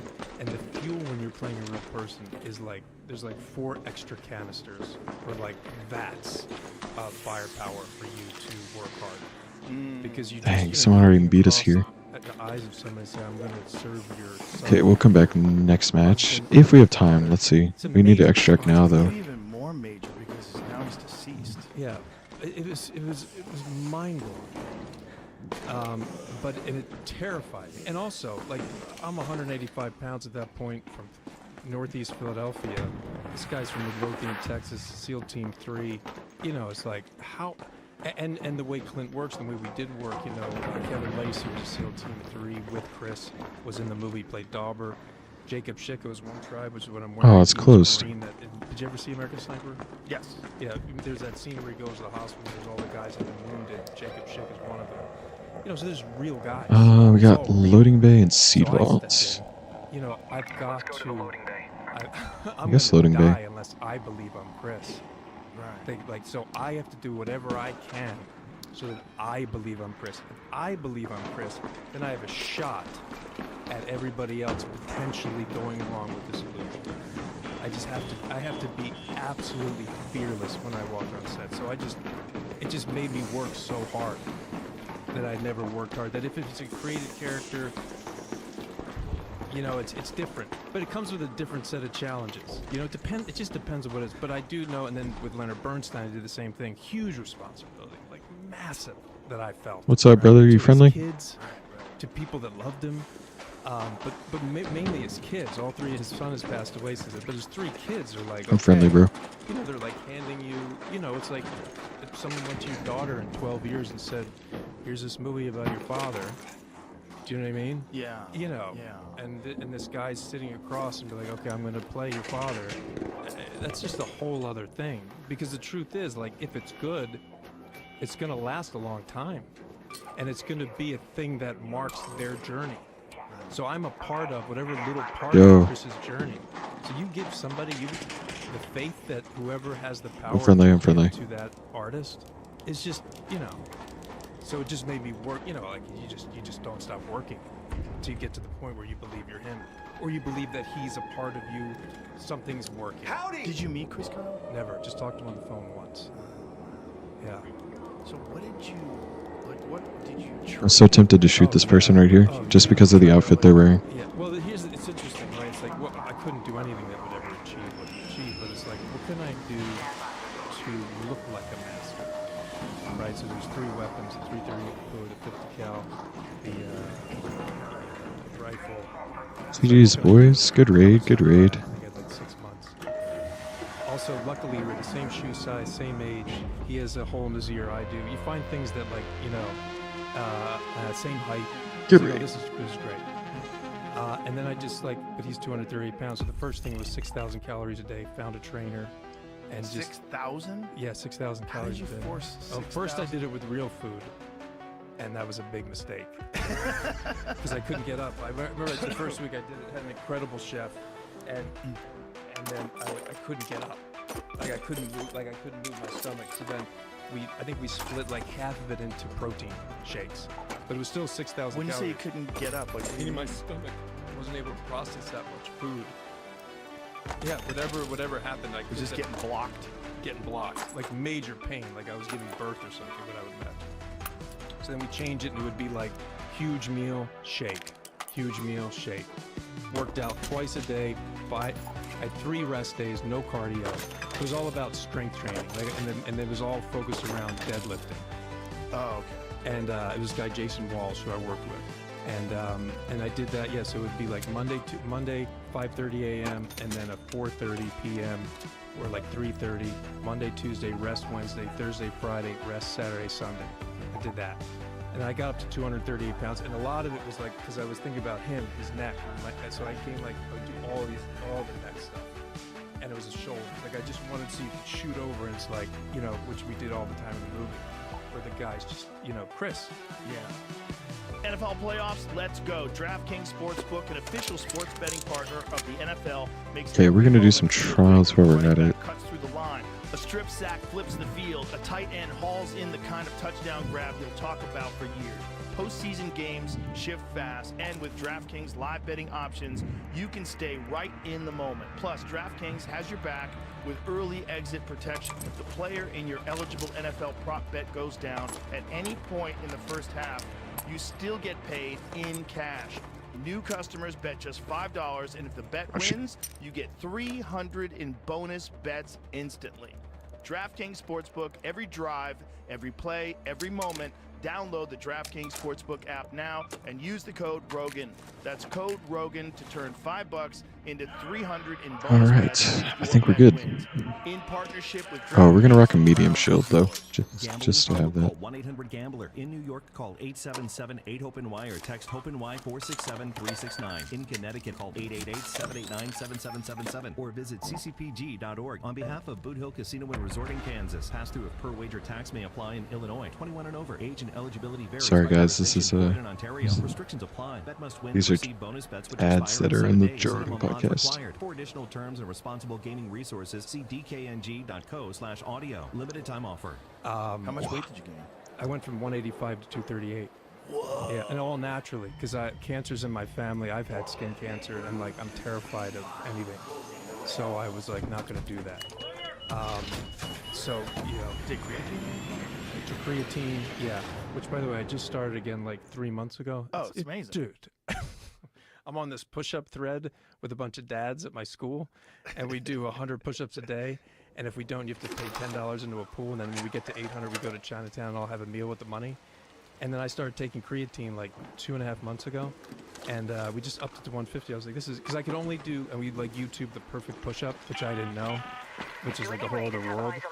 And then now I mean, creatine is incredible. It's incredible for your brain. I know, I've heard you say that. Like, I can't tell that because I also Oh, I take didn't want to pills do all the that. time, so it's like, I don't know what's doing it.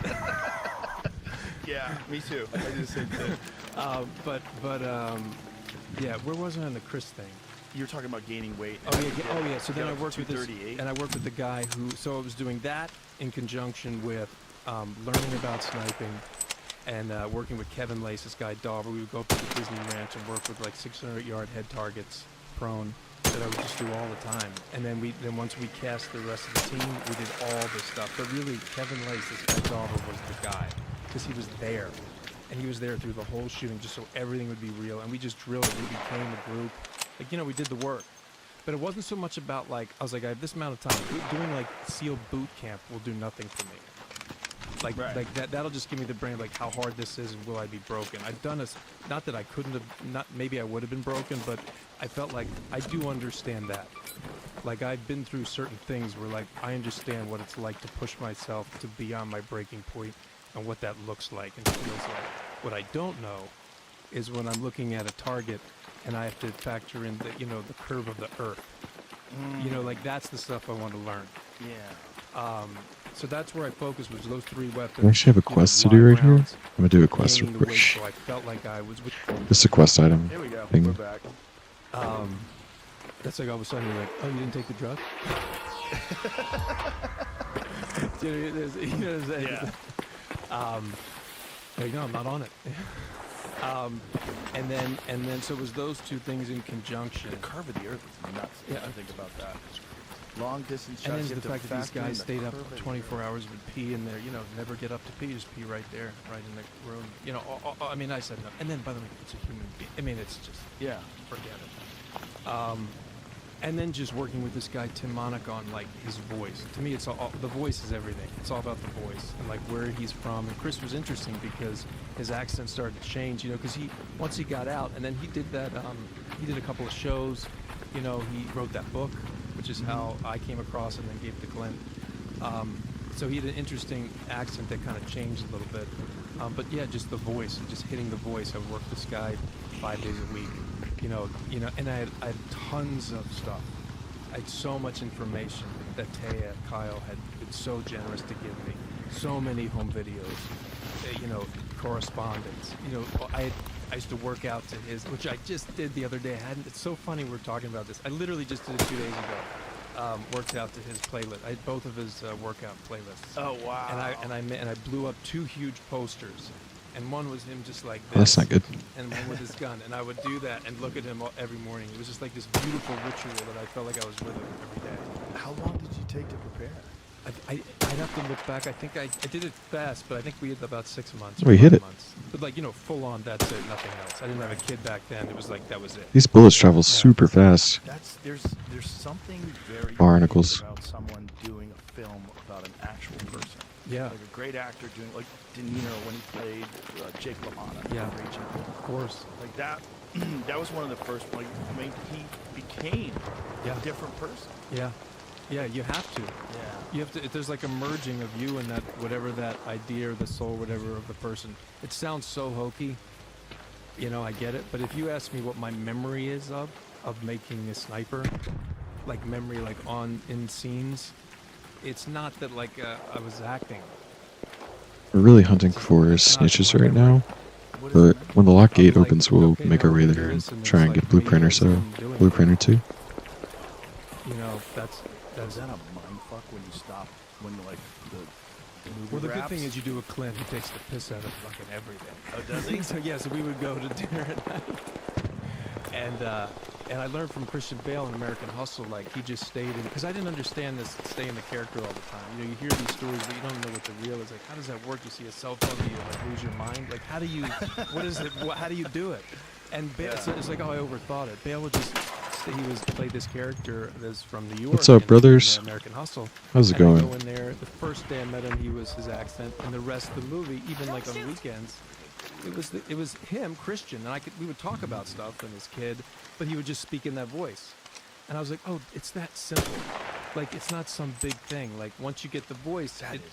you know, but I took it. I mean, and it's wonderful because then you feel like you're not acting and you're in the voice. And I do it all like so. So I would be in that voice of Chris for the whole movie, and then we would go to like a restaurant, and we were like at the Lancaster shooting or something. And Clint would then make fun of me in my accent as Chris and order a steak, and it was great. Yeah. He's fucking sabotaging your performance. He's making you self-conscious. That's crazy. It was awesome. That's crazy. Yeah. I always wondered what it's like to be around someone who's like method.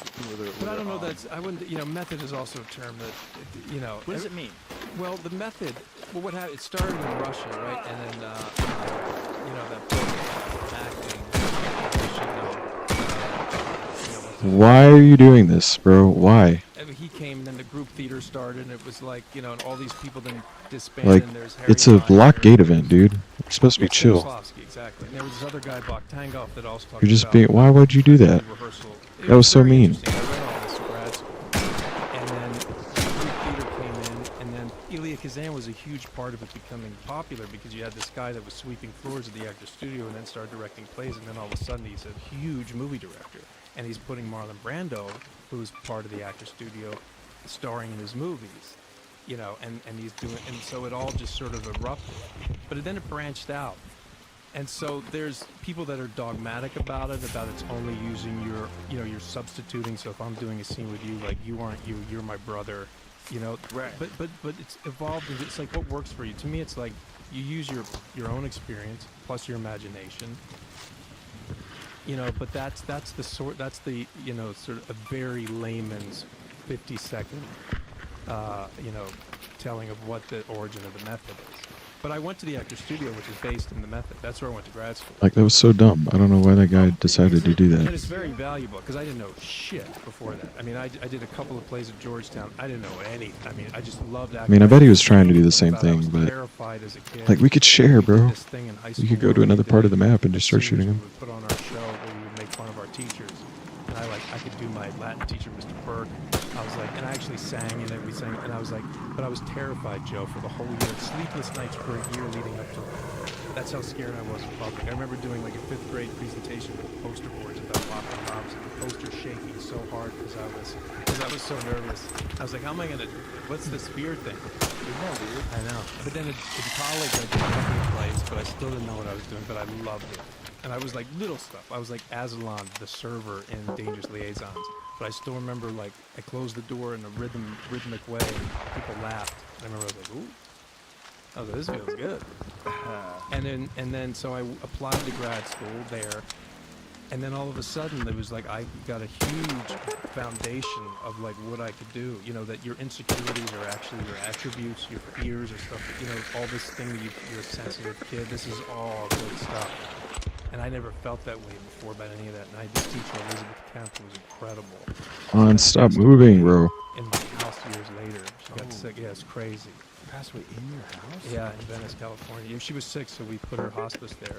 And she was incredible. And she did this basic... Oh, shoot, there's a mine right there. The first time ever. Because I didn't, you know, grow up therapy and none of that was, you know, in the vicinity of talking to students. You know, I love my dad, but I grew up in, you know, the 80s in Northeast Philadelphia with an Irish-Italian upbringing.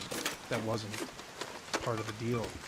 And then all of a sudden in grad school with other guys, and Lyndon were like laying down, and she wants us to go through an experience of loss and betrayal when we were children. It's like, what the fuck? And actually, I could take all that stuff I've been ashamed of, and I could use it and bring it into art. I don't know, it really clicked with me in a huge way. And I use it even to this day. All the movies I do, I always get the actors together and do like a workshop for a week that's based on dreams that she also taught me, and I just find it invaluable. Any way you can just, how can I just get to a place where we're just talking to each other and I don't, you know, We actually hit And that. then We hit all the that. stuff I feel it's okay. Right. Yeah. When you're doing a guy like Chris, it must also be kind of easier to keep the accent than to try to reestablish it right Joe, before every scene. you just said it. It's a logical thing. Yeah. That's it. It's a logical thing. The idea of me talking with an accent, or even thinking that it's an accent, because you don't think about it anymore. The whole point See is where I'm not we're at doing right an accent. If I'm now. doing a scene with you and I'm thinking about how Not even I'm at talking, 3 stars yet. it's over. That's a wrap. Right. It's not real. Right. But if I'm just talking to you, and it happens to be the voice that I've been working on for however long time, then we're in it. We got a shot. Yeah. And if I'm stopping it, there's no way I'm not thinking about. So Yeah. yes, Joe, that is the reason. You know what's What's up, boys? underappreciated talent is voice actors who do audiobooks. I was watching a video of this guy because I never knew how they did it, and I kind of assumed that whenever they had to change accents, they probably had a pause where they were. What's up, boys? There's a Oh, video of a guy doing the I just want to let y'all know Lord of the Rings. that if you guys want a free Osprey, And he or if you goes guys want a free Anvil, there's while some over he's here. doing narration, If you follow there's me. no break. He just smoothly transitions into sneak. It's great. It's fucking incredible. You know Like, it's nuts. it is absolutely masterful and completely So, underappreciated. Yeah, I agree. if you guys want a free Osprey or Anvil, there's one over here. Some guy tried to kill me earlier, so I killed him. There's an Anvil right there. Oh, it's Andy And Serkis. Osprey right Oh, yeah, there.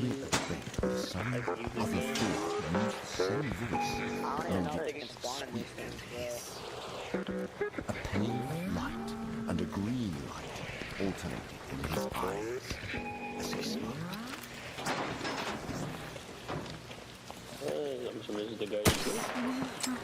Yeah, he. Oh, that's me. Sorry. I'm just doing trials. I'm trying to do snitch trials, actually.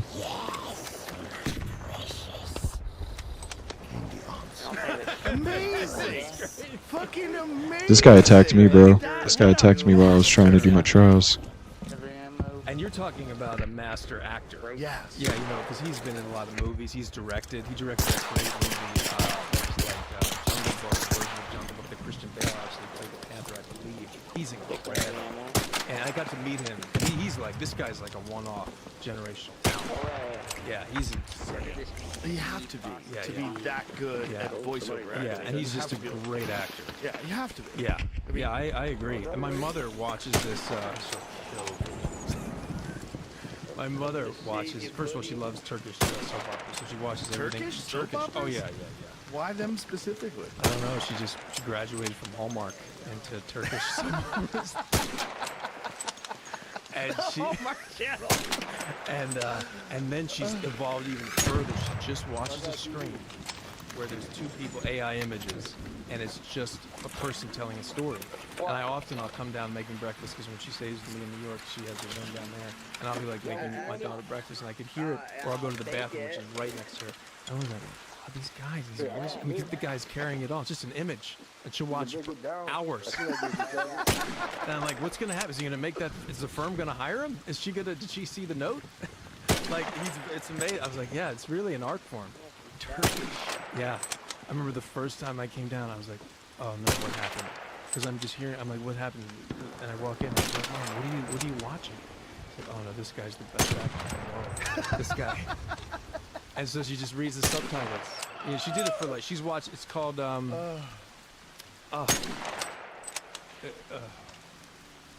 if you look up,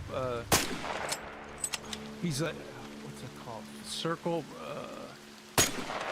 is it dove, bird, something? How could I forget it? Oh, baby.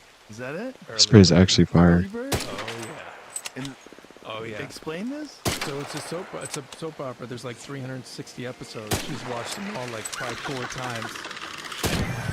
And she'll come in. She'll like do a marathon session, come in to make some food. She's like, this guy, just the way he moves. This guy's the best. Yeah, that's him. That's him. Don't worry, brother. I'm coming. Yeah, I'm coming. that's him. Is it speaking in Turkish? With, Oh, yeah, yeah. Where you at, brother? Here's some of this. This looks like. Yes, I do. Where you at? Yeah, that's it. Oh, I see you. I see you. Don't worry, brother. Yeah, there he I got you. And so she likes this, and she does the voiceover. She reads the. No, so that was the middle stage. Now she's graduated to, it's different now where she just watches 2 AI images and it's a story. But she did this for a good like 8 years, all through COVID. Why was she into this? I don't know. She must have come across it one day on somewhere, and then that was it. She just got hooked. Oh, I mean, hooked isn't even the word. Yeah. By the way, it's pretty good. Is it? Yeah. You watch it? Yeah. I guess we'll go and see if there's anything over here. Yeah. Do you consume In the locked a lot of gates. films? Do you watch I watch a lot of everything. Yeah? I love television, films, and then, you know, like 8 months ago, I know I'm late to the game, came across podcasts. It was only 8 months ago? Yeah, pretty much. Yeah. That's interesting. Isn't it? Yeah. What made you get into that? I can't remember, but it was your podcast, and I'm trying to think what it was. And then it was like, oh, and then I came, and then, you know, once you watch something on your phone, it like suggests other things. And then you had 2 guys on that I thought were really interesting. What's up, brother? How's it going? Yeah, and then I find that very fascinating. That's good. They're great. Yeah, great. And so that's how it just started. So now it's like a huge part of, like, I have this whole little thing, like often I'll go to bed and my daughter's listening to you. But I do put on headphones because I love, like, just at the end of the day, listening What's up, or brothers? watching, I'll put it on the side table. Yeah, podcasts are incredible. It's very soothing. Very soothing. It shows there's 2 of them I in there. love TV. I love it. Yeah, I take in a lot of content. Have you watched The Beast in Me on Netflix? I Claire did. Danes? Oh, dude. Holy shit, dude. And that guy, Perry Russell's husband, Matthew Reese. Yo, can anybody get these batteries? How fucking good is that guy? So I did a movie with him years ago called Can anybody get these batteries over here? We had never met, and there's a scene where my character, he was trying to get sober, and he went off the wagon. And he goes into this guy, they're old nemesis. They were nemesis with each other. His restaurant for hours. And The batteries they're over here. They're just glitched for me. I can't grab them. This guy is active, right? Before we shopped. And I come in, and then I don't know what was. I was pretty locked in. And there's one scene which wasn't really scripted, and I took, you know, those sous vide bags, and I put it on my head to try to, because he's trying to kill himself. Which, by the way, I was like, oh, this could work. If I don't get help, those things are strong and tight. It's glitched for me. This It's glitched. experience, Joe, where then he was ripping it off from me, trying for me not to kill myself. Can you grab these batteries at all? That's the thing about, like, making art together. Like, we had that. It'll never. Every time I see yo, Booney guy. like certain things or something, I always feel like we're bonded forever, just based on this one experience that we had. And he's an incredible actor. He's just, and at the end of that show, him. Can you grab the rest of them for us? And Claire Danes is like off the chart. Did you see that show she did with Jesse Eisenberg? Thank you, brother. Another Appreciate series that. she did. No. It was like Fleischman, something with Fleischman. Yeah, Fleischman. There's this. Yeah, she's incredible in that too. There's a scene where she's basically having a mental breakdown, and you're watching it like this can't be acting. Yeah, it's that Fleischman's show. in trouble. Yeah. That's on FX? I never even heard of it. Yeah. It's really good? Yeah, I enjoyed it, and I enjoyed her at the end. There's one scene that like really rocked me, where I just fully. I mean, that's like I just saw this. The weapon case? I mean, I would say you get the weapon case, bro. They were glitched for us. That's what I love about the movie. So Jesse Buckley in this movie, it's just basically playing like the most difficult role ever, the loss and all that stuff. And I fully, Joe, I'm Sorry, bro. sitting Sorry. here I accidentally took that. believing This person is going through this. Do you There was know what I nothing in mean? there, Like, when so. you do that, when I believe that you're actually going through it, I mean, that's it. And like that, her performance in that movie was so. She's so good. Give me something. Are you talking about Claire Danes or Jesse Buckley? Jesse. No. Well, Claire both. Danes. Yeah. Claire Yeah. Danes and Jesse. Yeah, they're both amazing. But Claire Danes is so good in The Beast in Me. There's moments where like, her fucking lips are No, it's trembling. nuts, dude. No, she's touched. Her She's eyes like, are she's darting on back. another level. Yeah, right. She's Touched, on. She's right? touched. Yeah. Yes, no question. Yeah. No question. Yeah. She locks in this very crazy world. She was great in fucking Homeland, too. Yeah. I never saw Homeland. Oh, it's great. I'm almost certain that one of these guys is the Bobcat Blueprint. She locked But they're in. so gooping. Very strange If it were me, way. I would be like, I'm out. 100% believe. it behind the eyes. It's the greatest. Yeah. I mean, that's the heroin for me of this industry. It's like when you're around and you're creating this thing, and all of a sudden it's like, holy shit, it's happening. But it's like I had this conversation with Ethan Hawke. Because I was asking him about. But I felt like that with Will, just real, that vampire scene. That's because I was operating it, right? What's up, brother? I'm friendly. The scene when he was on stage. At the very end. Yes. I was like, Oh, that's good. I fully believed it. Yes. Yeah, if you're going to make your way to reinforce Inception, there's really not much left, honestly. Like, that was one of those moments I had in this movie where I was like, oh, my man. I don't think I can do anything outside of 100. doing what I can, and right now I need You felt that. part more than anything. Yes. Yeah. 100%. Definitely. I was Good luck, having bro. a conversation with Ethan Hawke about that. I just came to see what I can find. Happening when I believe something. Like I was talking about the scene. Well, I mean, there might be some stuff that movie left. with him and Julia Roberts about the Oh, end of the world. yeah, of course. There's a scene with him and Kevin Bacon. Yeah, when they go to the house. And also, Oh, I'm good. There's I'm 3 good. guys in that scene. Alright. Oh my god, he's amazing. Appreciate it, brother. Moonlight, he's been in tons of stuff. Green Book. I know. Yeah, James. I can't. I'll fuck his name. What is it? Take it easy, brother. Take it easy. Mahershala. Yes. I believe it. I know that's good. I know that's right. I believe he's gonna shoot it. Well, No question. I believe it. Yeah. Like I go, what is that? What is going on? I go because we didn't really find any luck there. hypnosis. Yes. And he's like, yes. Yeah, that's Yeah, it. you have to actually be there. You have to actually be there. Like, yeah, you're saying the lines you're supposed to say, but what's happening is like you really are there. You really believe it, and if you don't believe it, the audience doesn't believe it. And we've all been there before. Like one time, I ate an edible, and I went to go see one of those Marvel movies. And in the middle, I was really high. Right. And while I was watching the movie, I was like, this guy's acting. You know, it's just like, Of course. it just made, when No, you're really sensitive and tuned I in. get angry because I'm like, I want to go on the ride. I'm like the best watcher because I want when that thing starts, I want to go on the ride. I want to go on the ride. Yes. Like him and Denzel in Training Day. Yeah. Like that, like a few scenes where you're like, okay, this is Oh yeah. This is in the car. Oh yeah. This is really happening. Yeah. This is not good. It's real. Yeah. And Ethan like, Hawke's so good. yeah, he's great. Yeah, he's great and everything, but he's sick.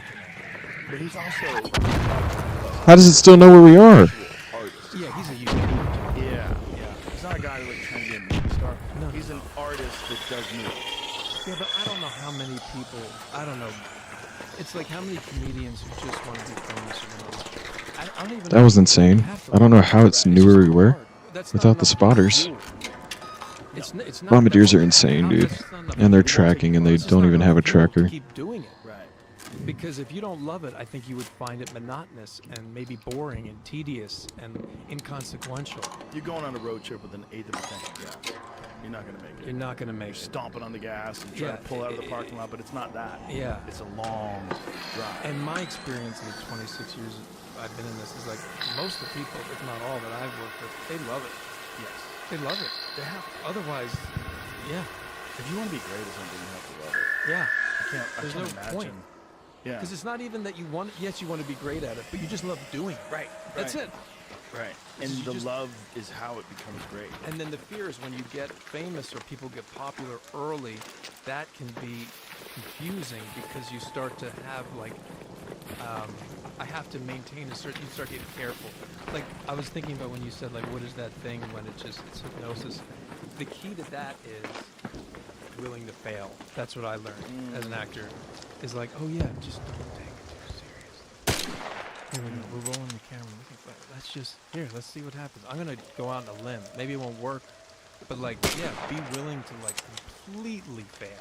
Yeah, And the willing minute to you do that, it's like, oh, and all of a sudden there's this reservoir of space in your head and your soul to actually create even more of an imaginary circumstance. Now, if you haven't done your work, you're fucked up. But once you're there, it's like, once you're like, oh yeah, everybody, we can just fail. Let's just fail. How do you? Does that make sense? It Do you know what I'm 100% makes sense. It makes sense because the only way you're gonna really find out what it is to like try it all kinds of ways. Yeah.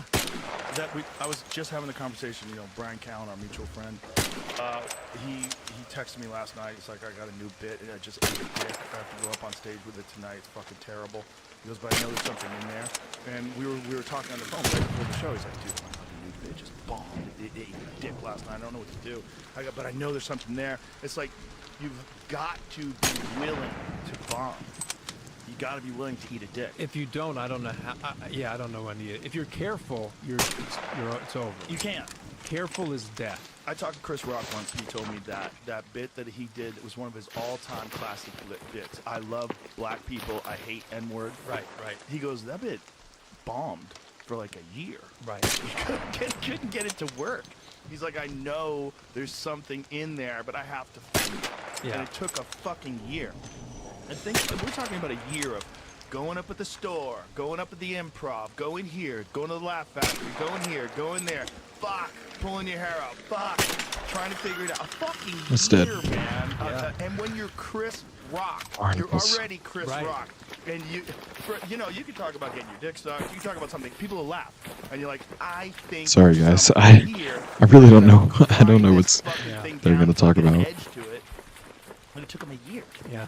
Like you have to be willing to fuck around And to suffer through all that, and enjoy the suffering. You start to like once you do it enough, fail enough in front of people, it starts to be easier. Yeah, and then you come out on the other end. You're like, whew, Yeah, and I'm still glad I alive. did it. I'm still alive. Yeah, glad I did Oh, it. this wasn't as big as I thought. No, and then you have to do it again. And then you put out a special, and then once you put out a special, you start from scratch, and then you're fucking terrified. Because now you're a famous comedian with no material, or terrible material. Then you have to figure out a way to make it good. And that plays into what I was talking about, like when you've achieved something, and then there's that pressure. Oh, someone already opened it. That it has to be that That good or stinks. better. Right. And then all of a sudden you're in a different game than just like the doing. I Well, think the that play it safe game is the scariest game. or somehow think that it's somehow that controllable. Because really all this stuff we're talking about, it's really kind of out of our control. You know, when it's working, I don't feel in control at all. Right. You feel like a passenger. Yeah. And that's, by the way, that's the high. There's nothing fun about controlling everything. There's no fun in that. But when you're like, whoa, wait a second, what's happening? The zone is The zone. being a passenger. Yeah. It's like being an observer of something. Sports too. I think it works in every field. It's like Oh, yeah. that they talk about it. You know, it's like, yeah, that's it. Oh, yeah. That's it. And it just takes a year of doing the thing. You know, because there are moments that I can even think of where, because you do think like, that's okay, it doesn't matter. There are a couple where like, actually, if this moment doesn't work out, like it may not be over, but you're definitely gonna go down along the ladder. Yeah. You know, and it's like, Yes. okay, and that's that pressure. You know, yeah. You gotta love it. How do you pick a project? Like, how do you decide what you want to do? And how much time do you spend deliberating on it? Because you're in a unique position where you can do a lot of things. Yeah. You can kind of do whatever you want. So it's like, what gets your juices going? Like, how do you decide what to do? It's all about something igniting in me that, like, for example, when I was little, I thought, like, I was always obsessed with Vietnam. I was obsessed as a kid. What? Vietnam, the war in Vietnam. Vietnam. And my math teacher was recon in Vietnam, Bill Calm, and I was, like, obsessed with this guy, and he was fascinating. He was a pole vaulter, and that was his cue for the chalkboard, was one of his broken Perfect. pole vault sticks. And he always wore sweatpants. Oh, He would shoot, lean that's not against good. the thing, so all day long, half of his sweatpants would be full of chalk. And he would always smoke cigarettes on the athletic field and stand on the bench. And so he always pitched there. And like my dad, he would never put out his butts. He would always save them. So he always smelled like tobacco, his hands. What's up, brother? And then Hey, this brother. other guy, his father came and talked about this book, Guns Up, which is an incredible book. Can you hear me, brother? Machine gunner in Vietnam. So, and then I asked my dad if I could go to the What's up, military bro? academy. Like, I would just. Are you going to Extract? You know, Are you going to any Extract? line destroyed me. Terrence Malick movie and the Apocalypse Now. I was wondering if I could extract with you, just so we don't get So I jumped. always wanted to do something about playing. I always felt like I had a love enough and an interest enough in playing. A Sorry, soldier. I don't mean to interrupt Something you. that I felt like I I won't was steal any loot reservoir. if you want to goop So or that led anything. me to Chris. I'm just doing trials. That was that. It's all specific things. It was just Joseph Merrick, you know, the Elephant Man. Like when I had no money and I took it. I got I'm Tower Air, went to London, and like tracked his steps at Hospital Road where he went out, just because I was obsessed with this guy Joseph Merrick, the Elephant Man. And then it wound up, you know, then making it, you know, doing the play at Broadway where they originated, you know, and then Stars Born was really about. I just loved. I always wanted to direct. I don't think I dreamt that big, but I really realized what I loved about the process of the industry is the making of it. I never felt like I fit in just acting. I never felt like I thought like at the first like you. Like I went to LA with a job. Like I went to grad school in New York. I thought I'd just be a theater actor if I was lucky. If I could make a living as an actor, this is a home run. My dad was terrified, you know, because he came from North Philadelphia. We're not gonna kill this guy. I just always get my weapons ready when we're next My filming. son's gonna do acting and be 70 grand in debt in grad school. You know, Fannie Mae, thank God. But like, you know, and I didn't know if I was gonna pay it off. And but that said, we grew up like upper middle class, but still I was like, I'm paying for grad school. I took a loan out, and then so he was terrified. And then I got a job on this show Alias and brought me to LA. The minute I got there, I didn't know anything about Check the Gate. I knew nothing. You know what I mean? I knew nothing. I just loved movies, and so I was obsessed, Joe. Obsessed. I would go in the editing room, and I found LA very hard Yes, sir. when I went there. I got very depressed. Yes, I was like, this is sir. high school all over again. I got this flag. That's exactly I how was I like, felt. what the? We're marking this I as went our to grad very school. I'm own. in New York City. There's guys that I can relate to and talk about movies. I was epic. Then I get this job that I think is going to be the holy grail, and I'm miserable. Living in the first floor of this woman's house. Everybody in, everybody. It was crazy. I was like, I didn't know I could be this depressed. I mean, depressed. Like I need water. I'm like, coming. Going to Rite Aid on Sunset and Fairfax was like too much. Yeah. And yeah, that was rough. It's depressing. Yeah. When you first go, especially when you're in that I just couldn't get cold, weird environment. Yeah, of and people. no one, just no. And I was on a show that was awesome. And everybody's exploding, and like no one. It was like, who's this guy? Ooh, So that's now very I'm there, nice. and everybody's like, you know, I actually really like that I'm one. just That one's really you cool. know, a ghost. Right. So there's that. So your insecurity is just Nice. You know, is just you know Very astronomical. nice. It was for me. It was also one of the first times that I ever moved somewhere where I didn't know anyone. Me too. I knew nobody. J.J. Abrams hired me, and then Berkey, this guy, was the only guy that I knew that he introduced me to. And then I met Jennifer Garner, was like the second person I met. And then, yeah, I didn't know anybody. It's weird. Yeah. I remember I was on the set of a show. Brian Klugman, I did know that guy, who's like one of my best friends. Great. You know Brian Klugman? No, I know who he is though. Yeah, we grew up since we were like 9. Oh wow. Yeah. I was on the set of this show, and a girl gave me a hug, and I realized no one had touched me in weeks. And the hug she gave me, I was like, oh. It was like my battery got recharged. Dude. Like I didn't realize I needed a hug. Yeah. You know, people Isolation. say, "Do you need a hug?" Like I never thought like nobody needs a hug. Right. No, I fucking needed a hug. I was got very similar. She's like, "Give me a hug." And she Yeah. hugged me. I was like, "Oh, thank you." Yeah. I felt so good. It's weird. It's a weird feeling. It's a hell of a place to go. It is like, wow. Yeah. Yeah, I had a hard time. Well, the whole environment of LA is so strange because you have the primary industry. If it's not the primary industry, it's most certainly driving all other industries. Is a bunch of people trying to See, we still got the Lockgate event. right? So it's a bunch of people with a hole in their soul. What other who trials do fill we up have with to other people's do? Attention, and they're coming there to try to get attention. They're coming there to try to make it. And We need to the damage one thing that they have to do bastions, is audition. search supply So drops, you have harvest to plants. try to be accepted by someone. So You you might be able to get judged. that. You go in there and you get rejected Oh, over snowballs and are over bastions. and over again, which just fuels the same like need that's inside you. It like makes it even worse. And everybody's concentrating on this one thing, like trying to get success. And then We're you gonna work realize, at like, Tempest. oh, my doctor wanted to be an actor. Oh, the waiter's an actor. Like everyone's trying to do this thing where you have to get chosen. So then people calculate how they behave and talk and what their political philosophy is and their life philosophy is based on becoming ingratiating themselves with casting directors and with executives, like getting these people to like you.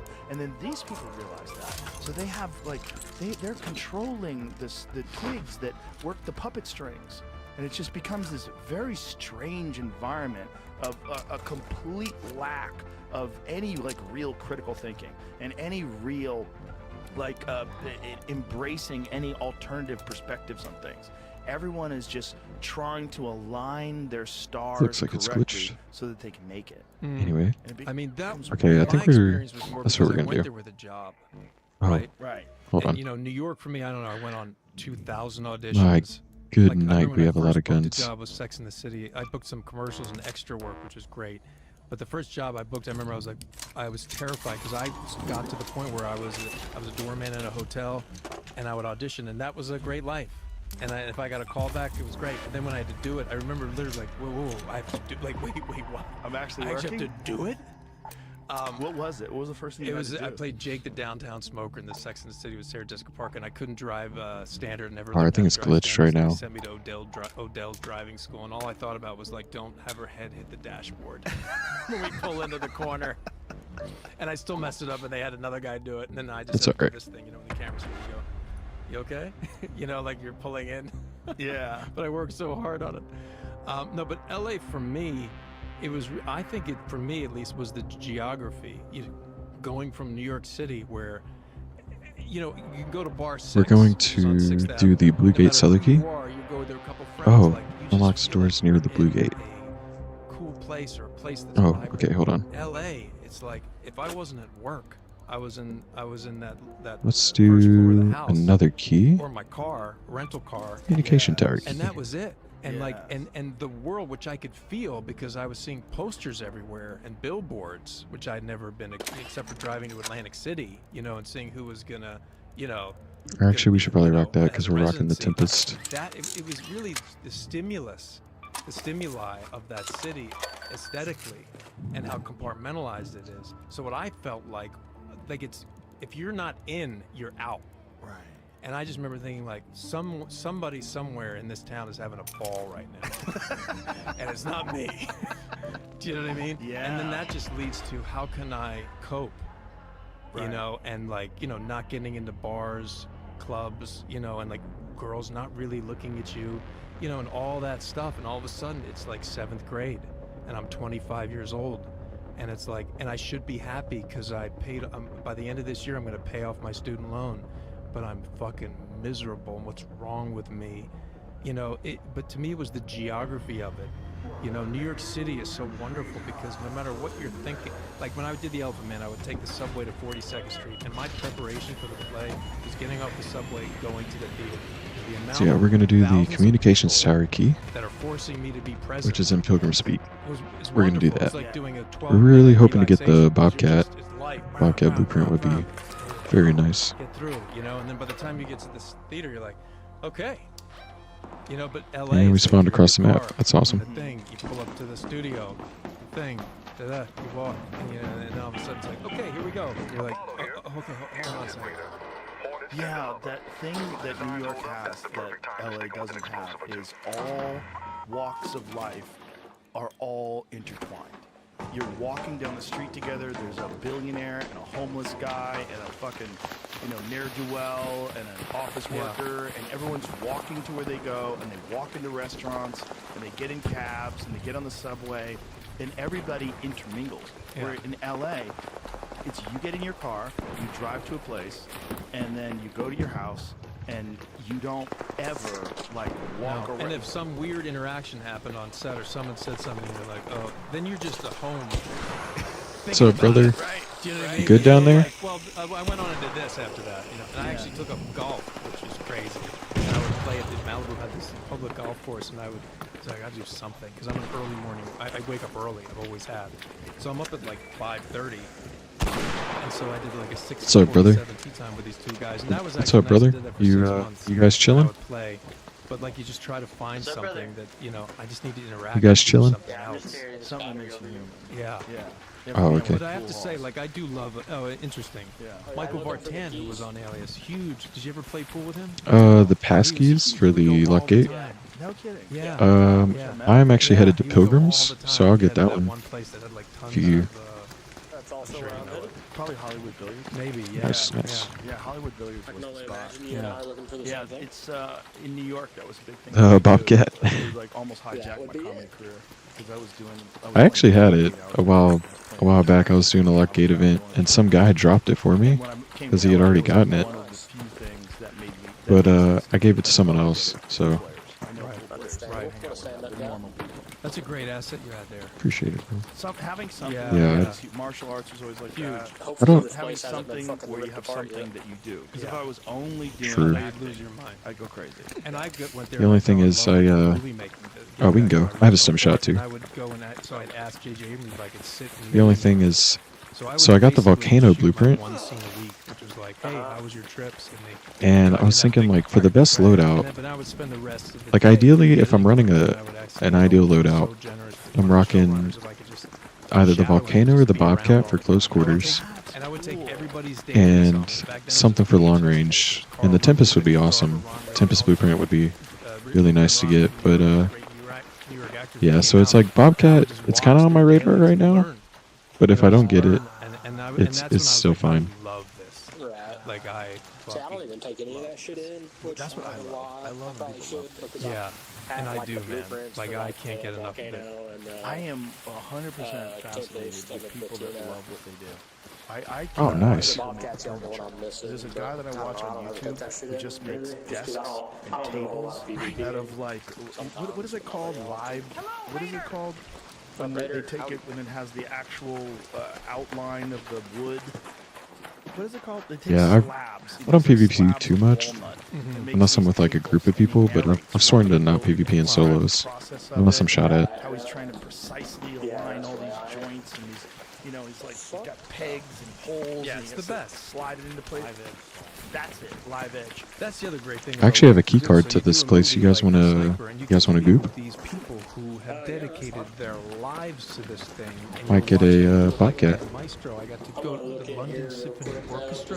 Each person, since they were 4, have been doing this, and they're all unicorns. Do you know what I mean? And Stars Born. It's like even Burn. I got Yeah, to go to these restaurants that's and study under these it was a while people. I back, mean, that's what it's like. but one girl was saying that you can actually get them in cars and stuff, like breachable things. The access I got to have to the cellar and all the stuff and all the people. It was like I learned so much more than I ever did.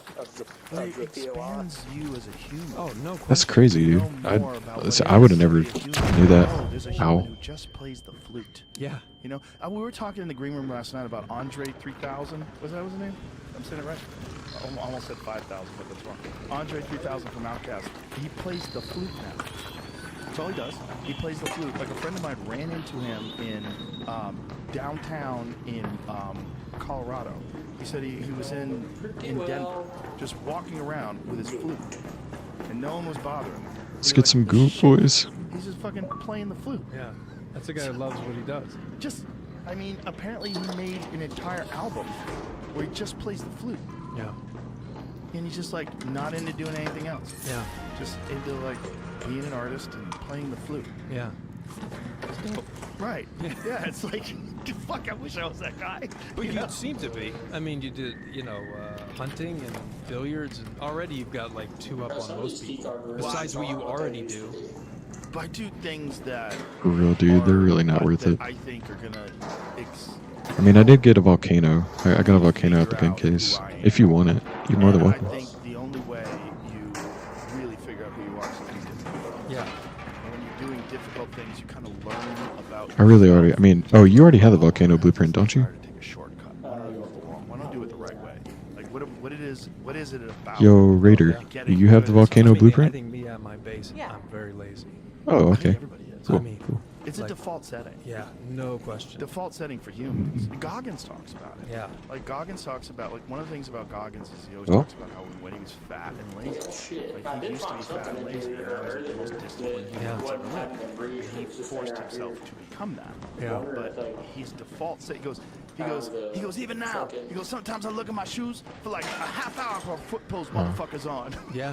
I mean, I'll be doing something during the day, and I'm like, I can't wait till my daughter's in bed, and I'm upstairs, and I'm just laying down on the couch, and I'm just, whatever's on. Yeah. And that's my goal for the day. I'm like, what's going on? Sometimes that's good, though. Yeah.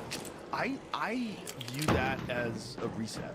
I think it's important. I enjoy it. I don't kill myself over it, but I do recognize that there is a feeling. But then I look at this sort of landscape. I'm like, well, it's hard for me to guys, I found the key codes.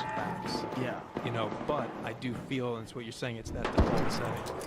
Well, I think with everybody, it's like normal for human beings to seek comfort because it's difficult to acquire, especially tribal societies back when we were just hunter and gatherers and just trying to figure out how to stay alive.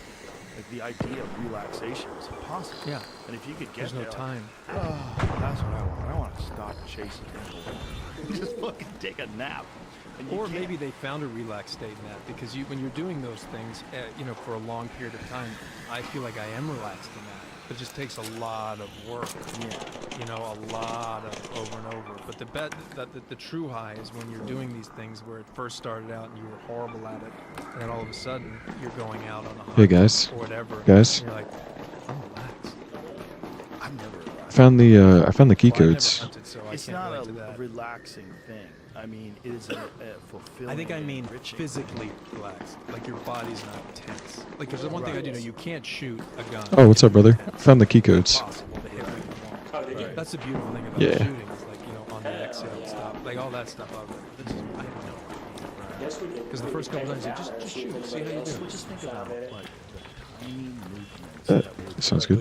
Yeah. The path of the bullet over. Maybe get lucky. Oh, I was going to shoot him from No, it's nuts. I'll flash my light. Maybe get lucky. First couple times with no training, like, see what you do. I mean, it wasn't even near. Yeah. I was like, oh yeah, this is a full. And all you're doing is like this. You're squeezing. Sorry, bro. And how much is involved in that? Like, Oh, that was my fault, dude. I'm so sorry. eyes, breathing. But even the recoil, I remember the first time I didn't have my. I got bandages. I was like my boot was up and not like that, and they didn't say anything, and then the recoil. I did not think it was that long of a fall. Now I understand why. Either until I did it. Yeah. Is that it all just goes out. All those things. There's an Osprey 1 in here. But I think through those things, you learn In that more drawer about right there. who you are. Through difficult things I'm good. and getting better at difficult things. That's Appreciate what you, you bro. learn. Guess we can take these keys And you down realize, like, and oh, I see, can kind of apply see if this anybody else has mindset. gotten it. And you see with your children. Uh-huh. I mean, my daughter loves to draw. If she sees somebody who's I drawing, have a daughter that loves to draw too. and it's amazing. Maybe. So I bet if my daughter drew with your daughter, she would stop because she would see how good she is, and she gets so frustrated. This just happened the other day, and and she'll just rip up what she's doing, which is wonderful. I have it right here. I saved this. I was like, don't rip it up. She did this yesterday, and I was like, don't rip it up. I'm gonna make it my bookmark. Ah, that's cool. But I'm watch her process of like dealing with difficulty, and it's like, and just trying to explain like it's okay. Like, and being frustrated is okay, but I could see myself in her and what everybody goes through. Isn't that awesome when you're watching the kids go through?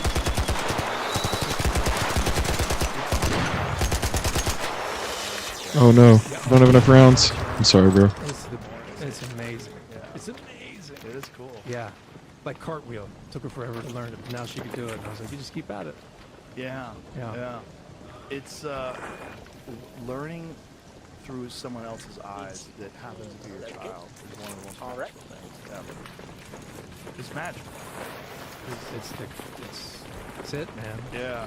It's it. It's Well, looks like somebody got the attention of everything. I was capable of. I'm so glad I had kids late because I'm 51. I just turned 51 a couple days ago, and I had Leah. My daughter was 8, 89 in March, and like I just got lucky that I was able to.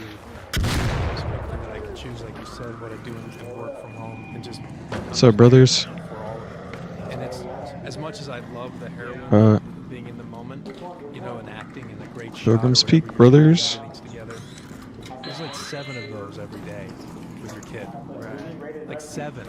We were eating dinner last night at a restaurant. And by the way, she was so excited I'm coming here because she hears it. But we're sitting here at a restaurant, and I'm just looking at her, little skull hat on. And I was like, this is the greatest thing in the world. And she's like, And I'm like, that's it. This is it. That's it. It's crazy. It's like free jokes. Yeah. Right? You just get these free jokes. And you never know when they're going to come. It's like walking up the stairs together. It's not like in the moment. Like, it just happens. It's the best. Oh my God, we actually rated It's that one there. a very and I feel bad for people that never realize it's one of the few things. Like, I don't think everyone should have children, and I'm not that guy that says, Yeah, me neither. if you don't have kids, you don't have a life. That's bull. I don't believe that. Everybody's different. Yeah, everybody's different, and I think we all need to respect that. Everyone's different, but man, for me, I shudder at the thought of being who I am right now if I had no children. I don't know if I'd be alive.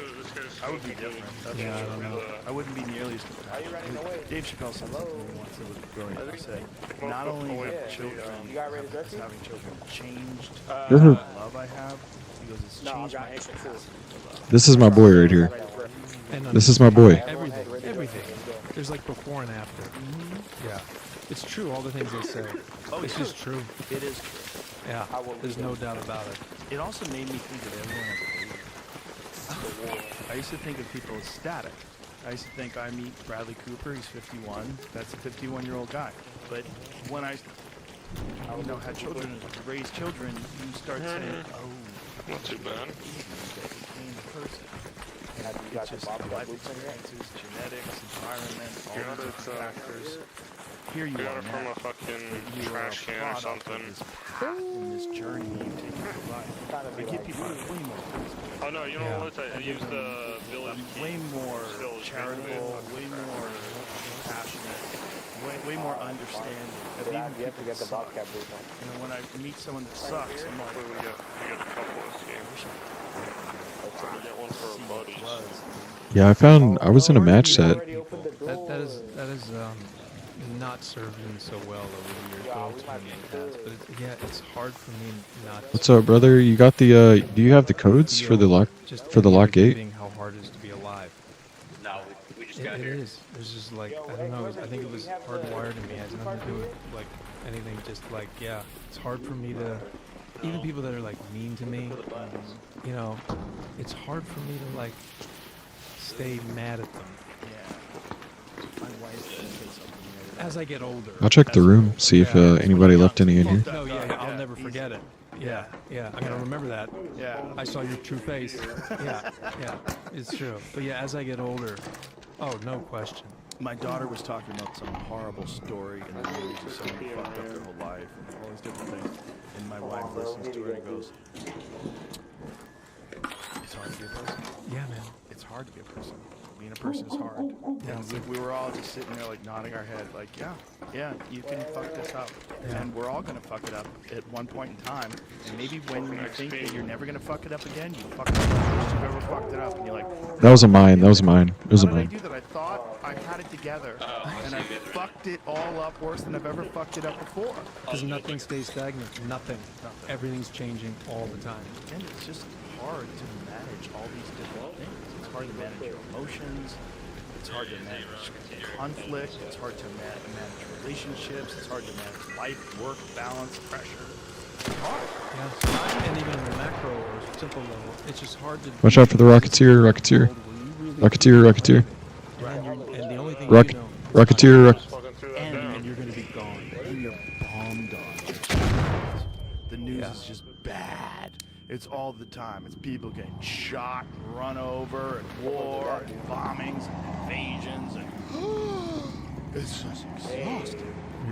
It's in the background of your mind constantly. Well, I guess we, or it might be upstairs. Did anybody check up at the top?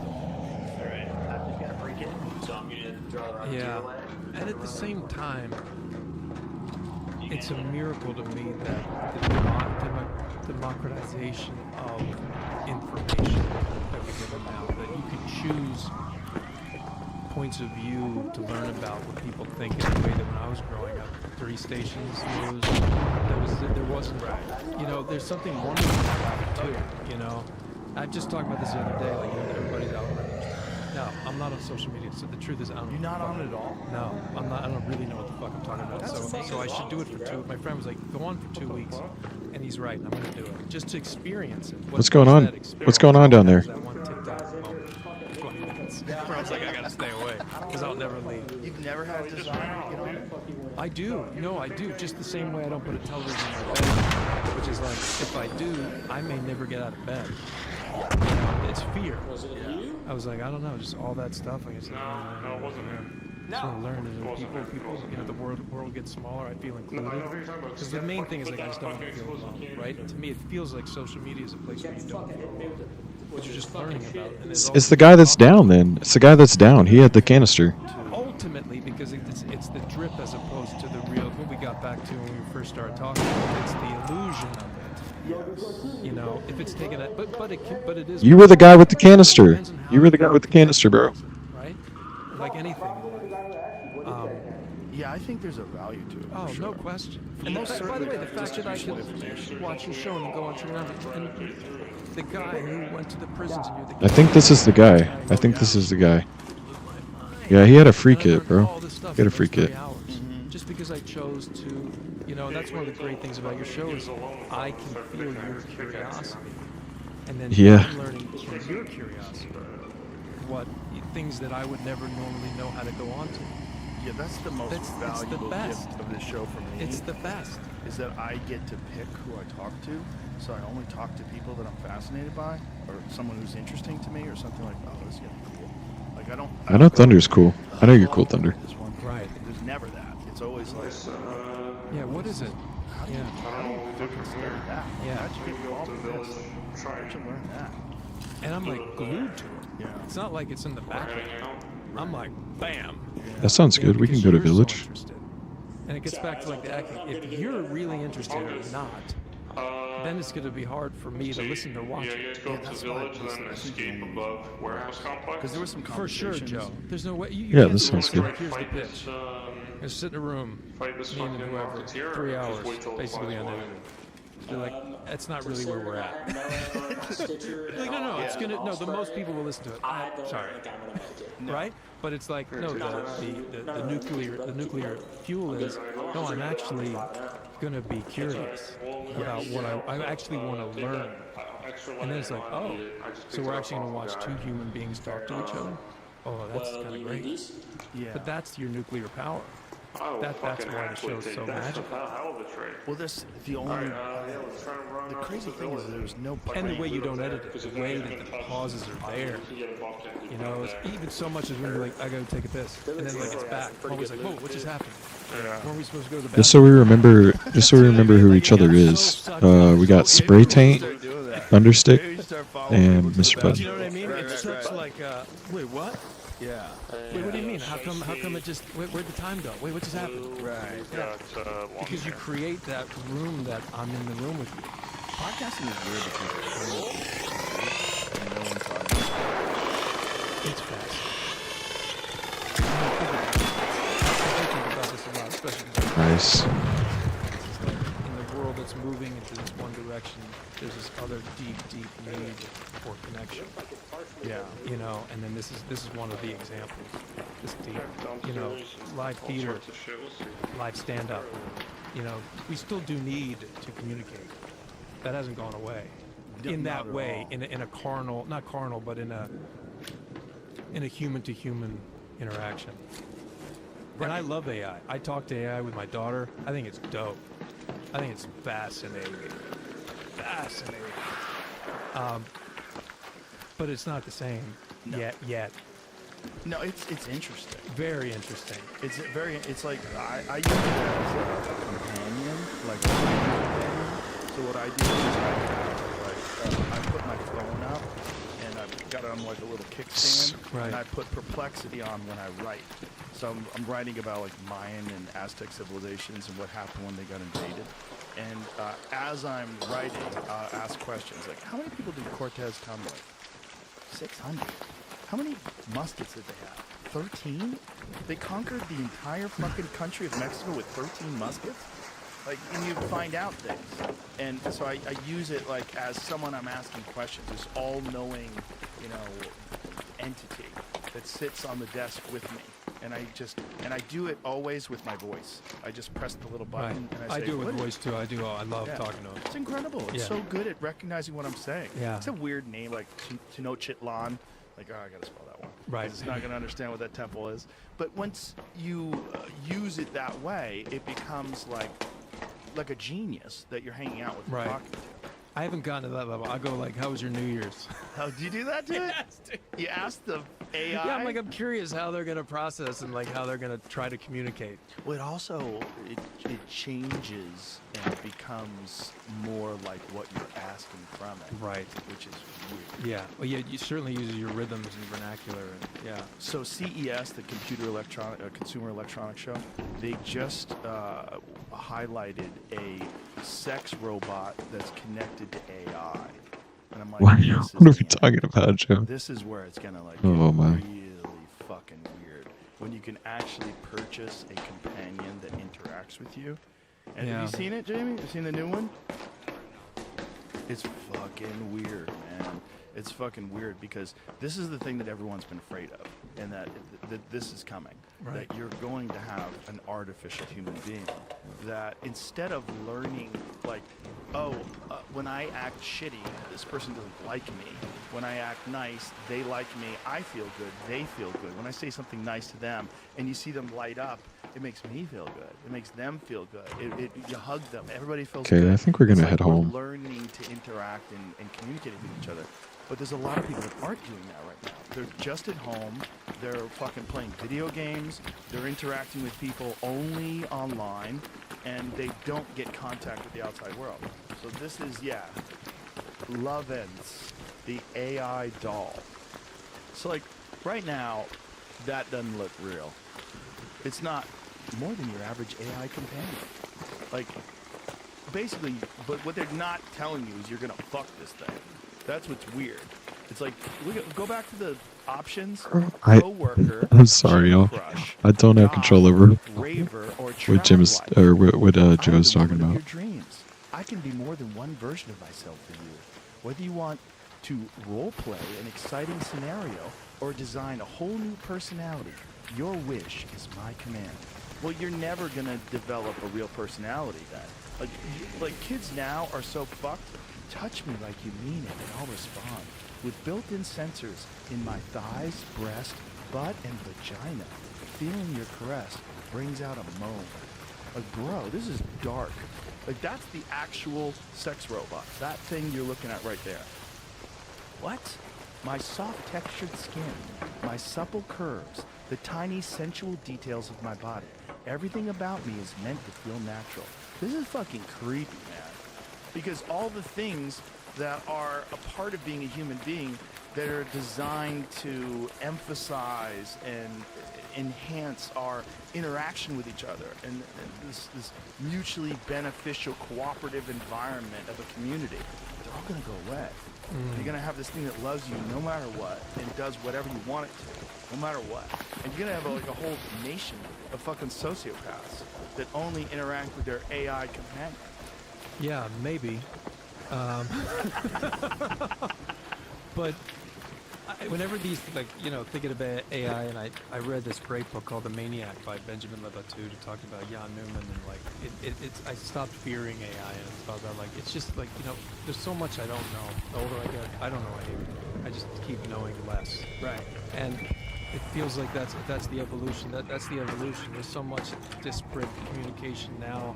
Porn is such a huge thing. It's just another level of porn. It's a carnal level of porn, really. But when I think about me as a human being, that's really the only litmus test. Is like, I'm constantly like, is this person telling me what they really think? Is this real? Right. I think that there, at least if I was doing that, right, and I was sitting at home, there'd be a part of me that knows that I'm controlling all of that.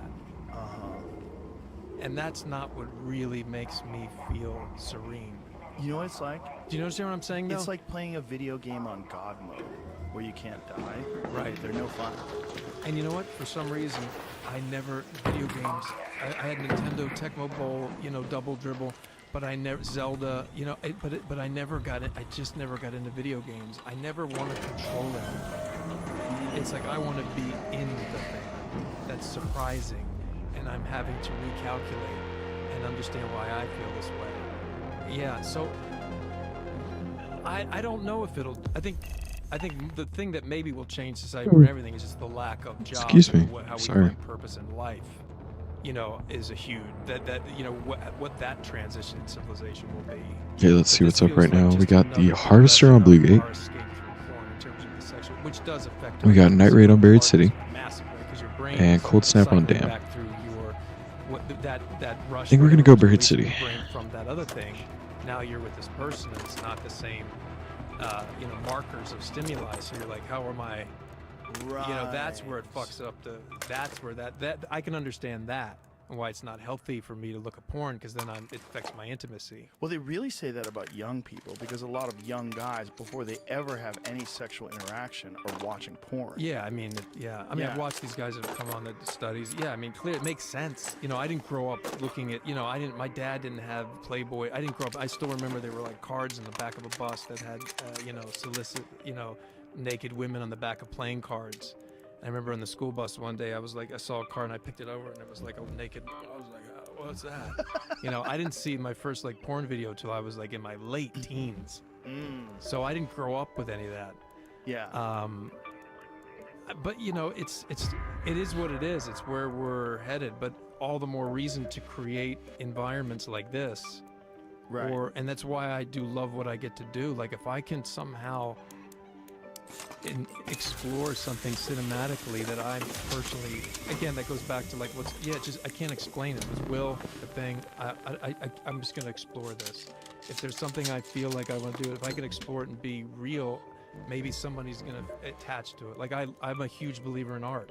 Yeah. I think art is, in any form, is a key to our communicative ability and like not feeling alone. It really comes down to me, at least, just not feeling alone, part of a community. Yeah. That's it. Because me alone, and if I'm controlling a robot, it's still me alone. I guess that's what I'm saying. Some part of my brain, even if you could create a world, like virtual reality, doesn't really do it for me. Like the world's created. I'm like, what I want to live on Mars, and you're a dinosaur I'm talking to, and we're married. Do you know what I mean? And we, like whatever it is. It's like, I still know I'm controlling it. Mm-hmm. And it'll never really, for me, I don't know if anybody else, so I don't think it'll ever really solve it. Right. I just don't. It's not going to really resonate. I don't think so. I don't. Ugh. It'll be escapism, which we do many other things. Smoking weed when he's young, whatever it was for me, or whatever it is. Not that weed's, that's a communicative thing, that actually. But like anything that's escape. Mm-hmm. It's just a higher form of it. Well, it's a disconnect too. We're on the hunt for the Tempest blueprints. Right?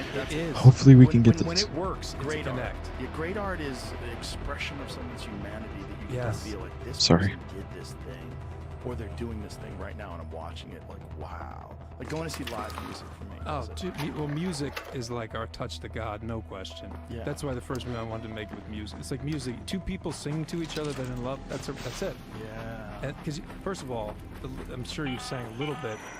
If you're not loose, it's gonna sound fucking horrible. Yep. Like we're wind and string instruments, both, right? We're wind and then strings with a vocal cords. Like, and if that's not loose, the sound will not be able to connect. But if you're loose, and you're singing something, you're singing back to you, and you're actually in love.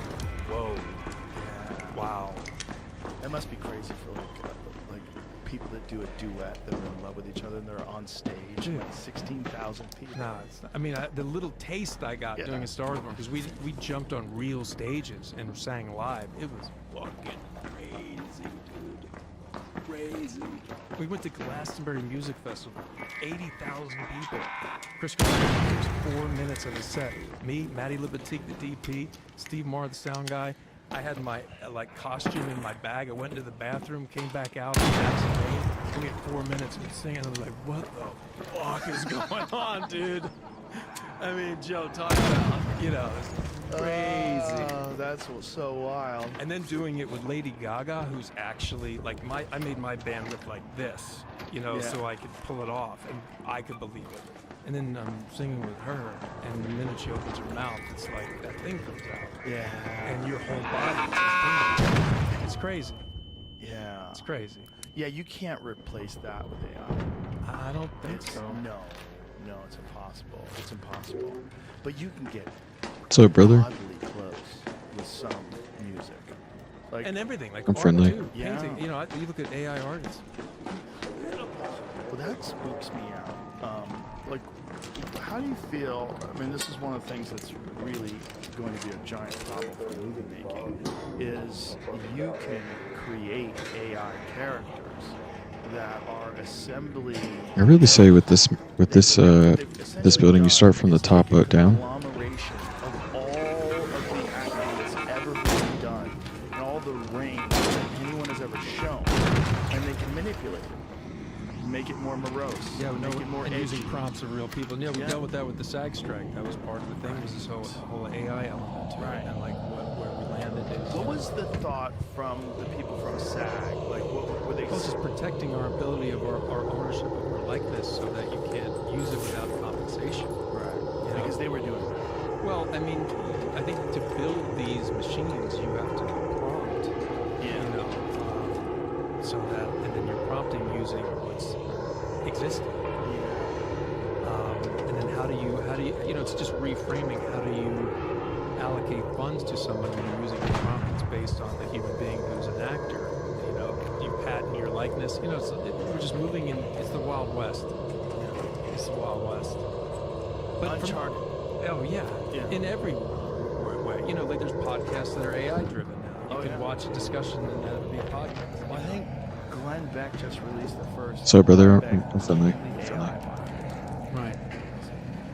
But does that scare you? No. It doesn't scare me either. No, it doesn't scare me with that. Oh, shoot. With podcasting, because I think one of the things that comes to podcasting. Thank you, brother. From Appreciate that. is this desire to be like a dose of humanity is how I describe it. I want real interaction between two real people, and I feel it, and I know it's real.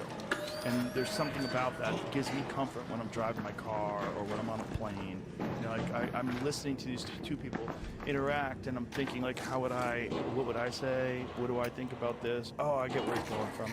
Okay. Oh, wow, that's his perspective. That's interesting. And then it makes me like rethink things or think about things with fresh eyes. I don't think you're going to be able to do that. But also, if I know it's AI, if you tell me it's AI, I'm not going to trust anything it's saying anything on that level. Yeah. Because it's not me I'm listening to. Right. It's fascinating for a while, and then it's like, well, I kind of want to just not feel alone.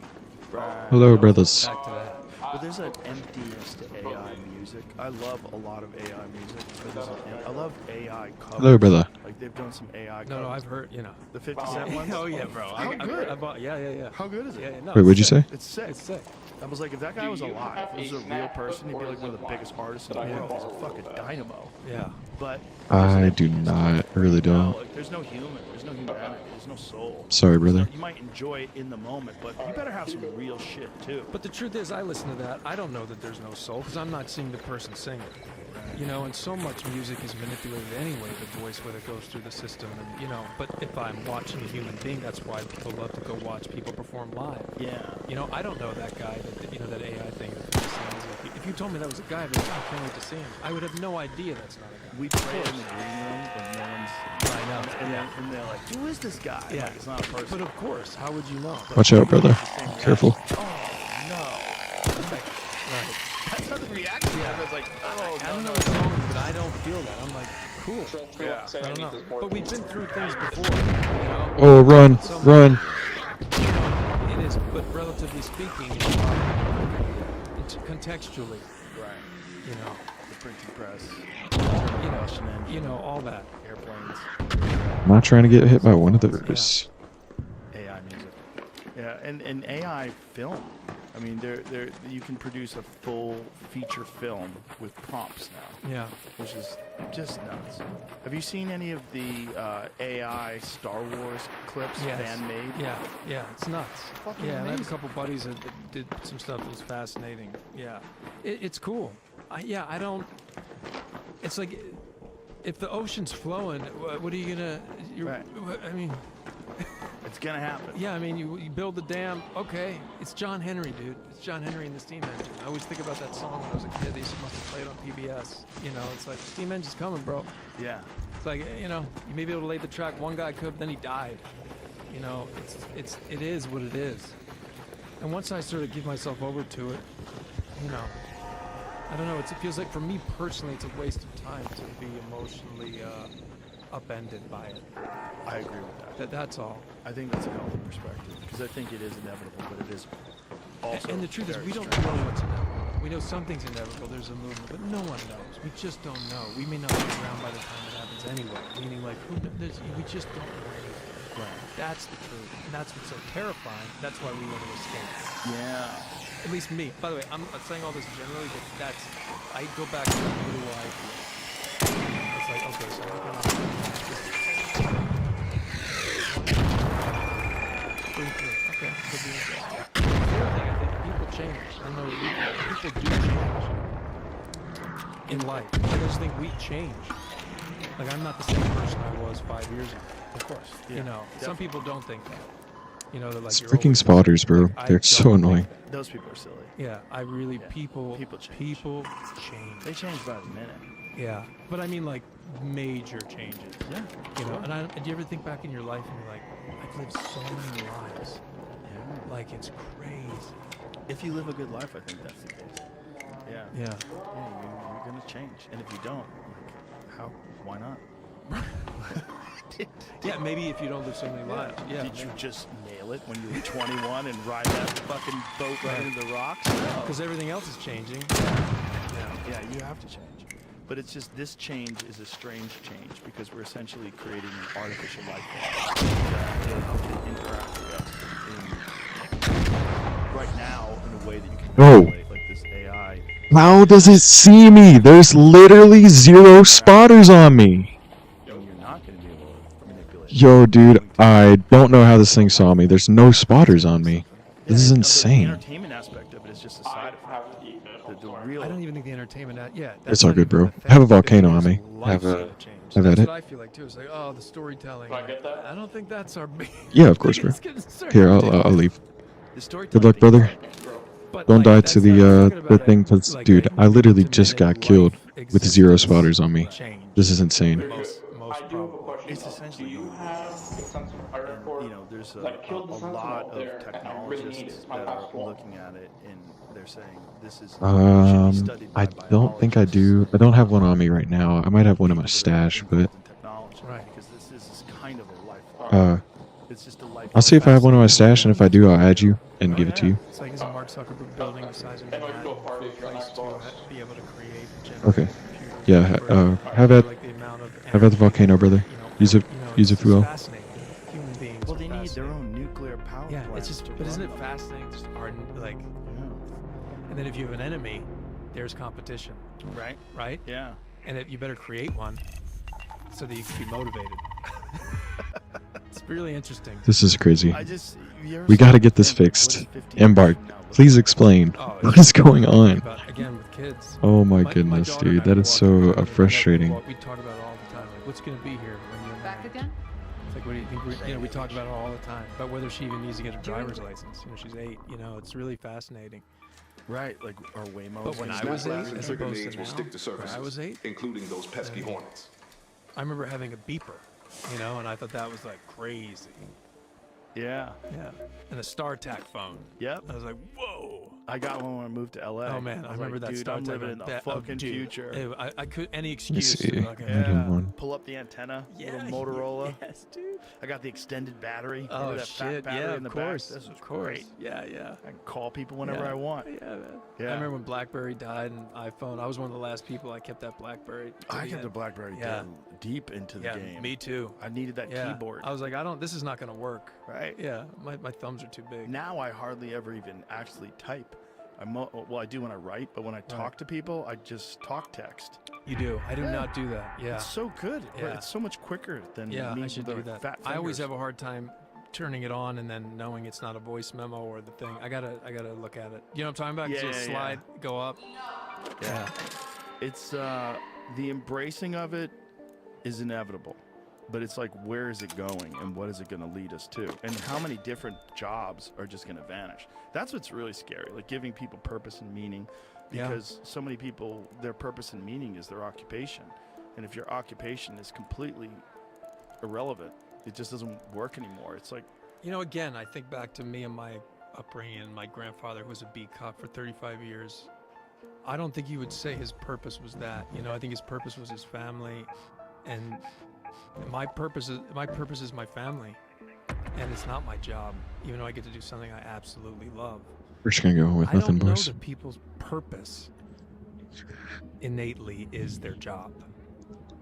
You know, I do think for me, I just like, you know, God's in all of us. It's like whatever you want to say of God, like the need to communicate, to create experiences that we don't feel alone, because it's fucking terrifying being on this little thing who knows where we are, and then we're gone. Yeah. I mean, it's a horror movie. Yeah. So what do we got to band together and communicate. Well, I've thought about that too when people say, you know, the jobs are going to go away, we're going to have universal basic income, and the problem is then no one will have any motivation. And Are we spawned by Grandioso? Maybe it's not looted. Like, well, why?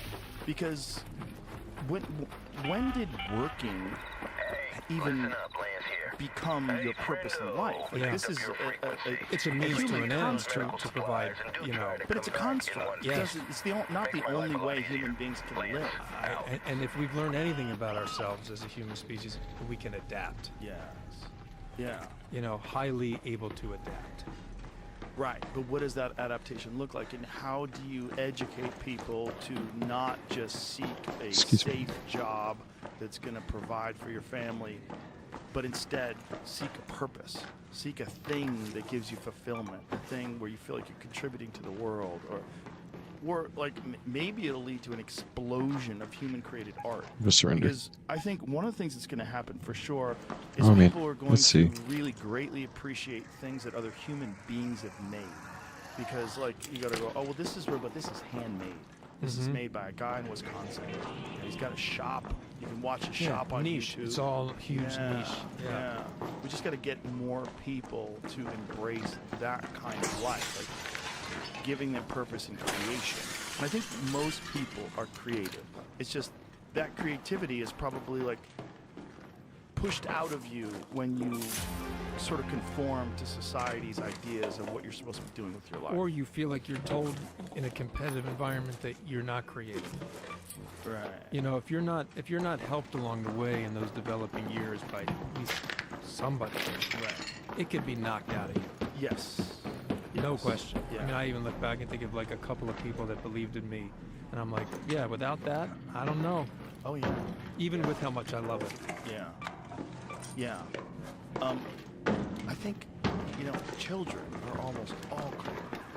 They're always playing and fucking around with dolls and fucking around with Legos, and they're moving things around, and they're using their mind they're drawing, they're doing stuff that's creative. It's just Bro, whoever loots after a here while, that part of their life has just kinda not goes away finished the loot job. embrace the grind. Yeah. So it could lead to some sort of. Yeah. The hard part's going to be people that are already set in their ways. Howdy! When their job just goes away, when it just becomes irrelevant. And that's about governing. Yeah. And what do we do? Yeah. No, it's the government's terrible at everything. They're not going but to be good like, at getting people to be what creative. more just like how do we deal with it? You know, any transition can be various states of volatility. What do you think movie making is going to be like? I mean, how much of a play is AI going to have in filmmaking? I mean, it already has a play, you know, in it, you know, in terms of what certain houses use, you know, whether it's writing or special effects, or I don't even know how much AI is used. You know, I'm sure it is. I'm sure it's used at every level, just like in every other aspect of the workforce. But I don't know. You know, I don't know. All I know is like. Hey, brothers. Brothers. Again, telling stories where that you feel like you can relate to it, no matter how. Can you guys hear me? Wonderful is, you know, I'm watching Avatar. Like I saw a movie the other night that I didn't Hello? believe anybody in it. You know, and if I'm not believing it, I can't stay awake. Yeah. You know. Yeah. And I love Avatar. I love, you know, and I love sci-fi stuff. I love it. And Leah and we were watching because we watched 3, then 2, and we're watching 1. So in bed we were watching parts of 1. And I was like, I'd just gone from watching this movie that like I didn't believe anything anybody was doing the whole time. So I was out of it. And then I'm like watching Avatar for 2 seconds. Two people are they're on a thing and they're blue, but they're talking to each other. Right. I don't know. I think whatever they're doing, they're talking to each other. Yeah. So Avatar was fascinating because of Avatar depression. You know about Avatar depression? No. There was so many people that loved Avatar so much and connected with the idea of living on Pandora, and being in that world and being the Na'vi, that they wished that they were there. I get it. And so they were developing Avatar depression. It was like they were talking about it like it was a psychological condition that people were affected by. That's how good that movie was. Yeah. It gave people depression. Well, first of all, there's something about a giant blue person. The color blue. That alone. You know, the color of blue that James Cameron landed on. What's up, brother? I don't know, but that blue is pretty rare. It's the ocean when the sun hits it. It feels like, you know, the Caribbean or something. Right. Yeah. Like it's light. Exactly. With like Represents white life. sand and overhead light. Yeah. Through water. Yeah. It is weird. Yeah. Because if they but were I get red, it. By the way, that would be I'm odd. like, when's Hey, brother, Five? Come on, do you right? want to... Right. Hold on, I'll come down to you. I loved it. I loved 1 and 2. Yeah. Do you want the, do you want... There's a great ride in Disney. I heard about it in Orlando, right? Yes. Yeah, I can't wait to go. Fucking amazing. Yeah. Are you on the... Yeah. Does anybody want this stuff? You put a helmet on and you sit on this thing that looks like a motorcycle. Oh my and then all of a sudden, like, you feel wind. It's got like physical elements to it, smells, mist. And you're flying on one of those dragons. Ah, clinker die.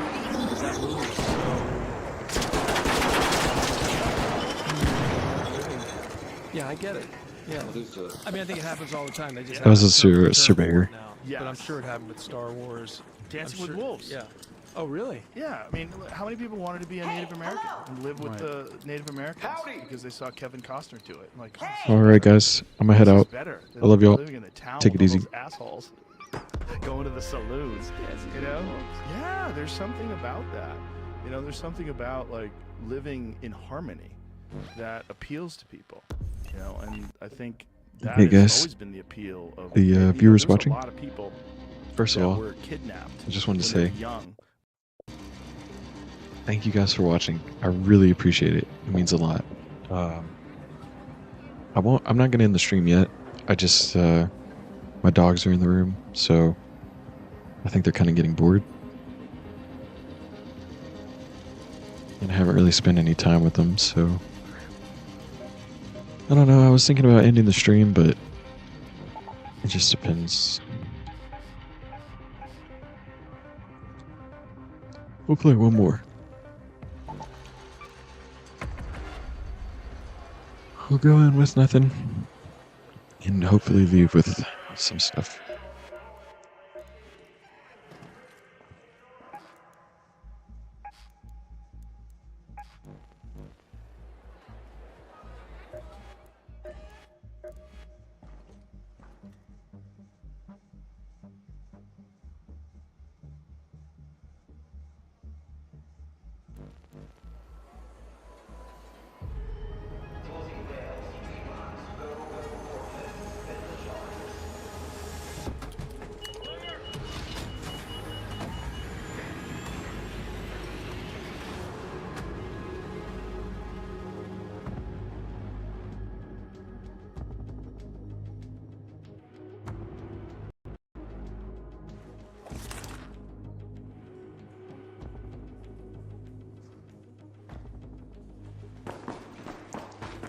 Okay, we got into a late match again.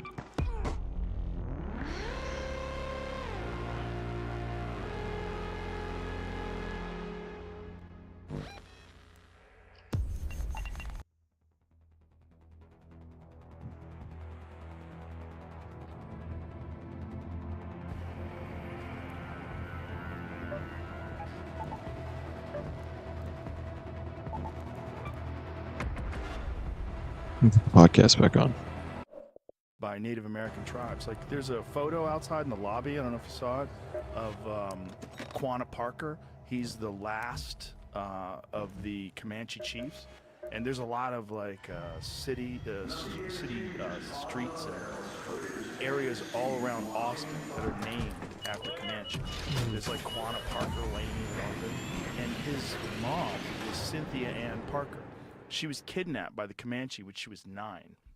They killed her family, wiped out her whole family in Oklahoma. It's documented in the book Empire of the Summer Moon. It's an incredible book that all talks about the conquering of Texas and the Comanche fighting the Jeez, Texas dude, Rangers. keep getting in.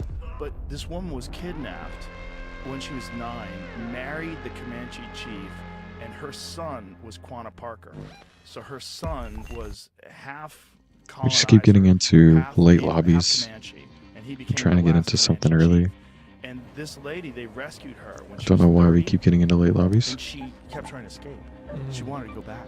Right. Like, no one ever like went to the Native Americans and then wanted to go back to regular Western life. They all wanted to stay with the Native Americans. They loved that life. There's something about this ancient way of living, subsistence hunting, living on the land. That was Well, you've just talked about it resonated. on the show about the need to go out in nature. Oh yeah. I couldn't agree more. I mean, it's like, oh right. You know, it's very important. I think it's a vitamin. No question. Yeah. Yeah, Native American, and also like you think about. I mean, yeah, I'm a fan of all that. There's this guy, great writer, M. Scott Momaday and Sherman Alexie. You know, just writing about. It's pretty. Yeah, it's fascinating. Yeah, but people that went and lived with the Native Americans never wanted to go back to the West. But people that lived in a Native American life and then moved to the West, they always wanted to go back. Like it never went the other way. And but somehow or another, the way of the Western people, the way of the settlers, won out. By like sheer volume and numbers and this concept technology. of progress. Yeah, technology. Yeah. I mean, that was the reason why they were able to pull it off in the first place, was the Colt revolver. Because without the revolver, they all had muskets, and the Comanche had like 5-6 arrows, and they would run at them and That shoot. Mel Gibson movie. Remember the end of the Mel Gibson movie? Which movie? It's so Apocalypto? good. Yeah. Oh, yeah, You yeah, know, yeah. He finally escapes and he gets to the beach and then bullets are coming. Yeah. Yeah. Just wants to go through the whole thing. Like the musket's coming. Yeah. The musket and then the rifle. Yeah. And then Sorry, the yeah, revolver. yeah. Yeah. It's like, yeah. Well, it was just steel. Yeah, that was the crazy thing about the Aztecs and Cortez. It's just they had steel armor, and they were riding horses.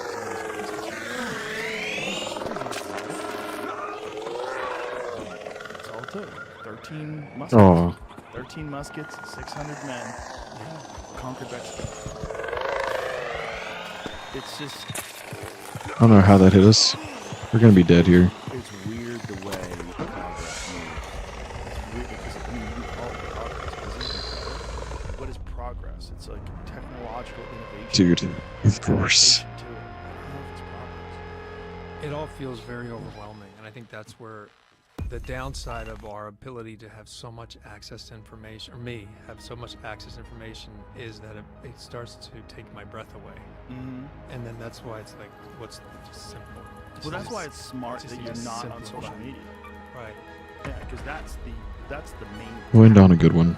Can't really end on that. But I still feel overwhelmed, you know, even though I'm not on social media, you know, whatever my news feed is, you know what I mean, and what I can actively look up and listen to is still, you know, 100 times X as when I was a teenager. Oh, yeah. You know, the fact that I even have a phone to do it. Right. You know, so I even feel that, but you're right, I can't even imagine what social media does. It does a lot. And it does a lot. It really does a lot. They're just being wired in a way that no human beings ever been wired before. Like just their whole, all of their interactions are different than anybody that's ever lived. Yeah. Which is so strange. It's like, because there's been minor changes over time that have led to, like, just the invention of cable, right? Just that changed Massive. everything. Yeah, changed it for me. I probably wouldn't have wanted to do this. I mean, there was a movie theater across. My backyard was train tracks and the movie theater. Loved it. Watched Stand By Me 100 times. Would walk it, pretend that I was there. But then, like, Comcast came through, and Prism and HBO, and all of a sudden, I can watch Taxi Driver 14 times, and The Elephant Man, and Popeye, and Apocalypse Now, and Raging Bull. Like, you know, from 12 to on, that I would never have had. It was like Platoon for 6 months, Yentl. You know what I mean? It's like there was one choice. So yeah, It's interesting. Well, it's weird What's up, brother? I don't have anything. Like now it's not even, Apocalypse Now is on at 8 o'clock I on mean, we just Saturday. pulled up I gotta the get clip that home. I was talking about, which is instantly in the middle of a conversation. Which is wonderful. Yeah. Yeah. It's great if it doesn't overwhelm you. Yeah. If you use it and it doesn't use you. Yeah. But the problem is, I feel like that with I feel like that with so many things, don't you? It's like, yeah, that's why I love books still. I still love books. It's like a physical copy. Yeah, I do. I love books. Yeah, I don't necessarily read books very often. Most of my interaction with literature is just audio. Yeah. Just because of a time thing. Right. For me, my time is just, it's too difficult for me to manage. I have a hard time staying with audiobooks. Retaining it. I start thinking about the rhythm of the voice and my brain goes to other things, like who's the person talking, where are they sitting? I don't know, like it changes. Well, that's probably why you're a great actor. Yeah, maybe. I mean, it has to have something to do with it because you're in this, you're considering this as a human being, you're absorbing their humanity. Right. While they're... Where this is like words and like unlocks my imagination. Yeah. And it's like, I'm here and it's like, I don't know what's going to come. Right, the words are in your head, the voices. Yes. And you don't necessarily have to assign a sound to them. Yeah, they take on, and they change, and they morph, and you don't know what's going to happen. There's probably a real value to that, just in terms of the enhancement of your intellect, just to constantly be doing that. And as you're reading, it's being engrossed and absorbed in this person's writing, and then being okay. on this journey. Yes. Where it's like stimulating all these parts. Yeah, I was just on the track in Rome in the Olympics, you know what I mean? And the guy was just coming and taking, wearing 2 sweatshirts to like intimidate, it's amazing. Yeah. It's but the thing that's maybe changing is like it does ask a lot of the reader or the viewer to be able to come out of their imagination. Yes. And then there's something about you taking all that away. Would you happen to have a defib? Yeah. And then that's a huge change. There's not so much communication. I'm on the 6th floor. But there's also the mastery of like that guy doing Lord of the Rings and like the taking in what he's doing, Yeah. Then realize this. I'm in the top. I'm at the very one of the top floors on the 6th floor.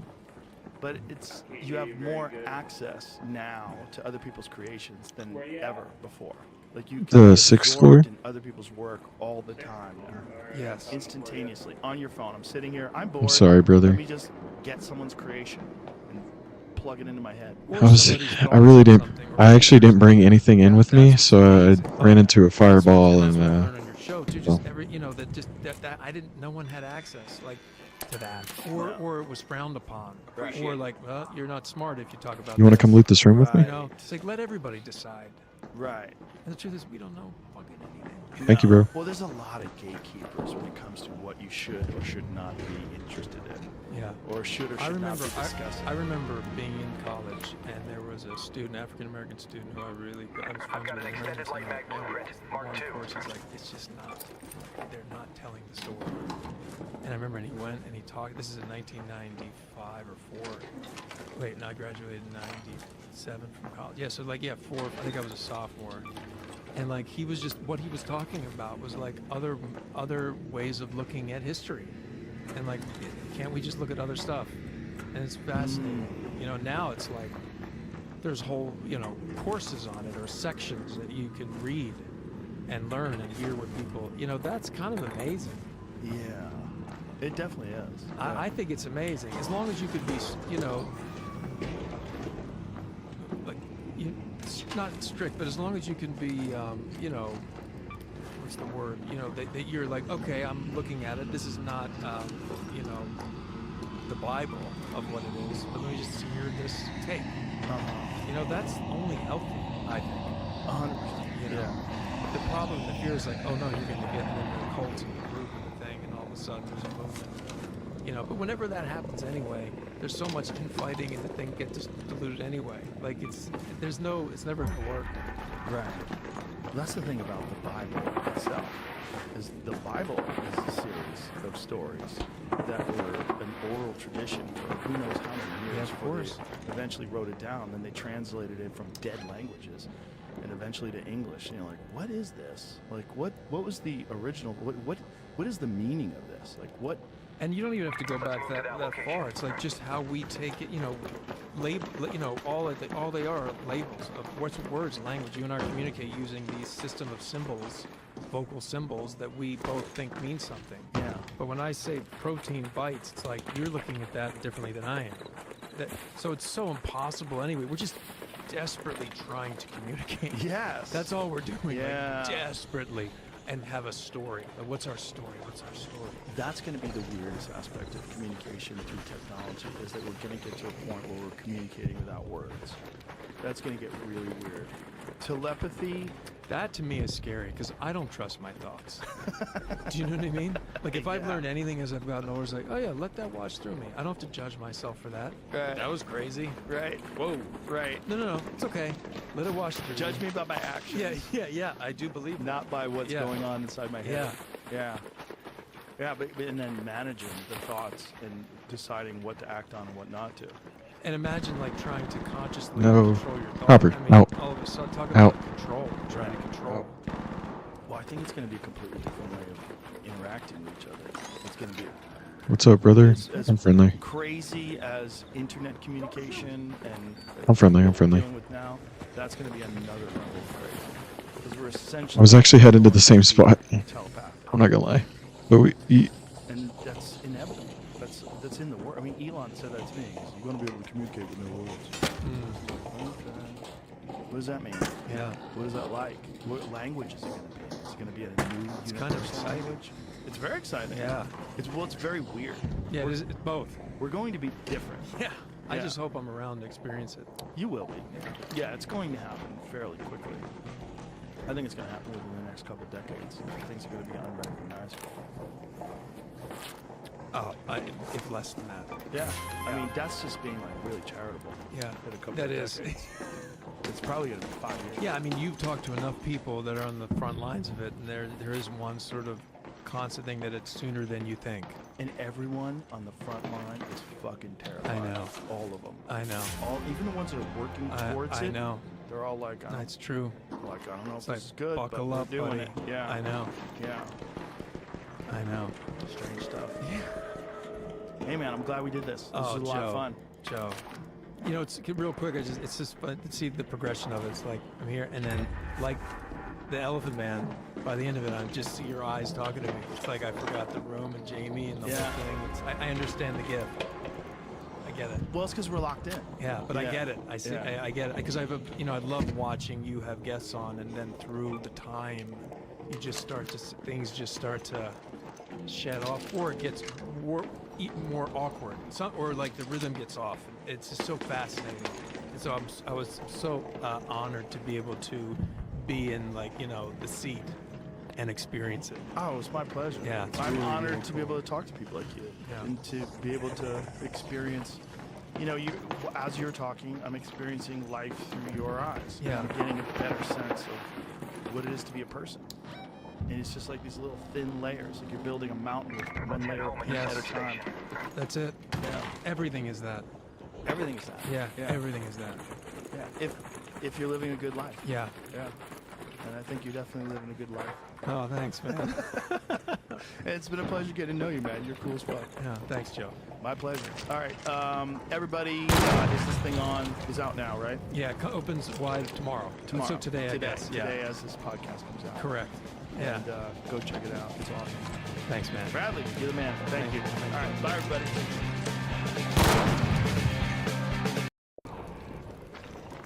Well, that is the end of the podcast.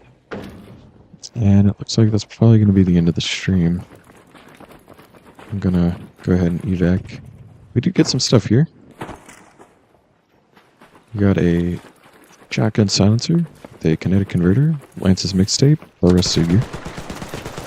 Bro, I really don't have anything for you. I'm not going to lie. You shouldn't have done that. You shouldn't have done that. I don't know why you did that. That was kind of mean.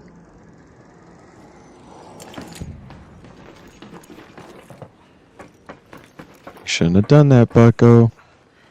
If you're new to the game, let me just tell you, don't fight in solos. Do not PvP in solos. Be nice. PvP with friends. GG's, brother. I'm sorry.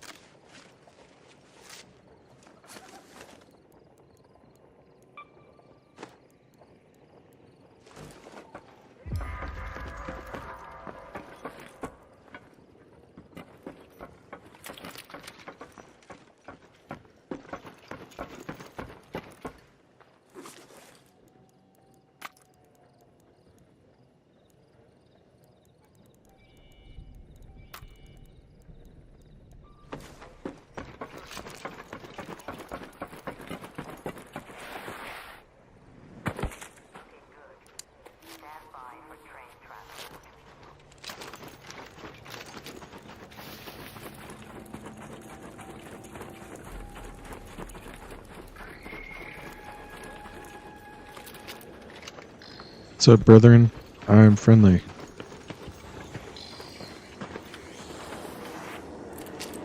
I'm friendly, brothers.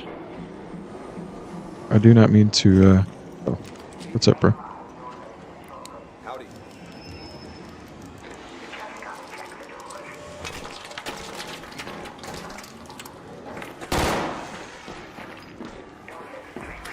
Little bit of goo. Sorry. Alright, I'm gonna close the train.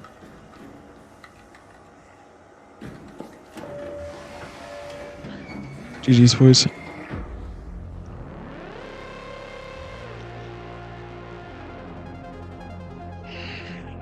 Alright, guys. I think that's gonna go ahead and wrap up the stream.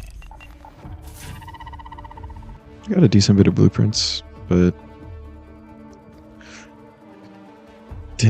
we didn't get the Tempest or Bobcat or anything, but it is what it is, right?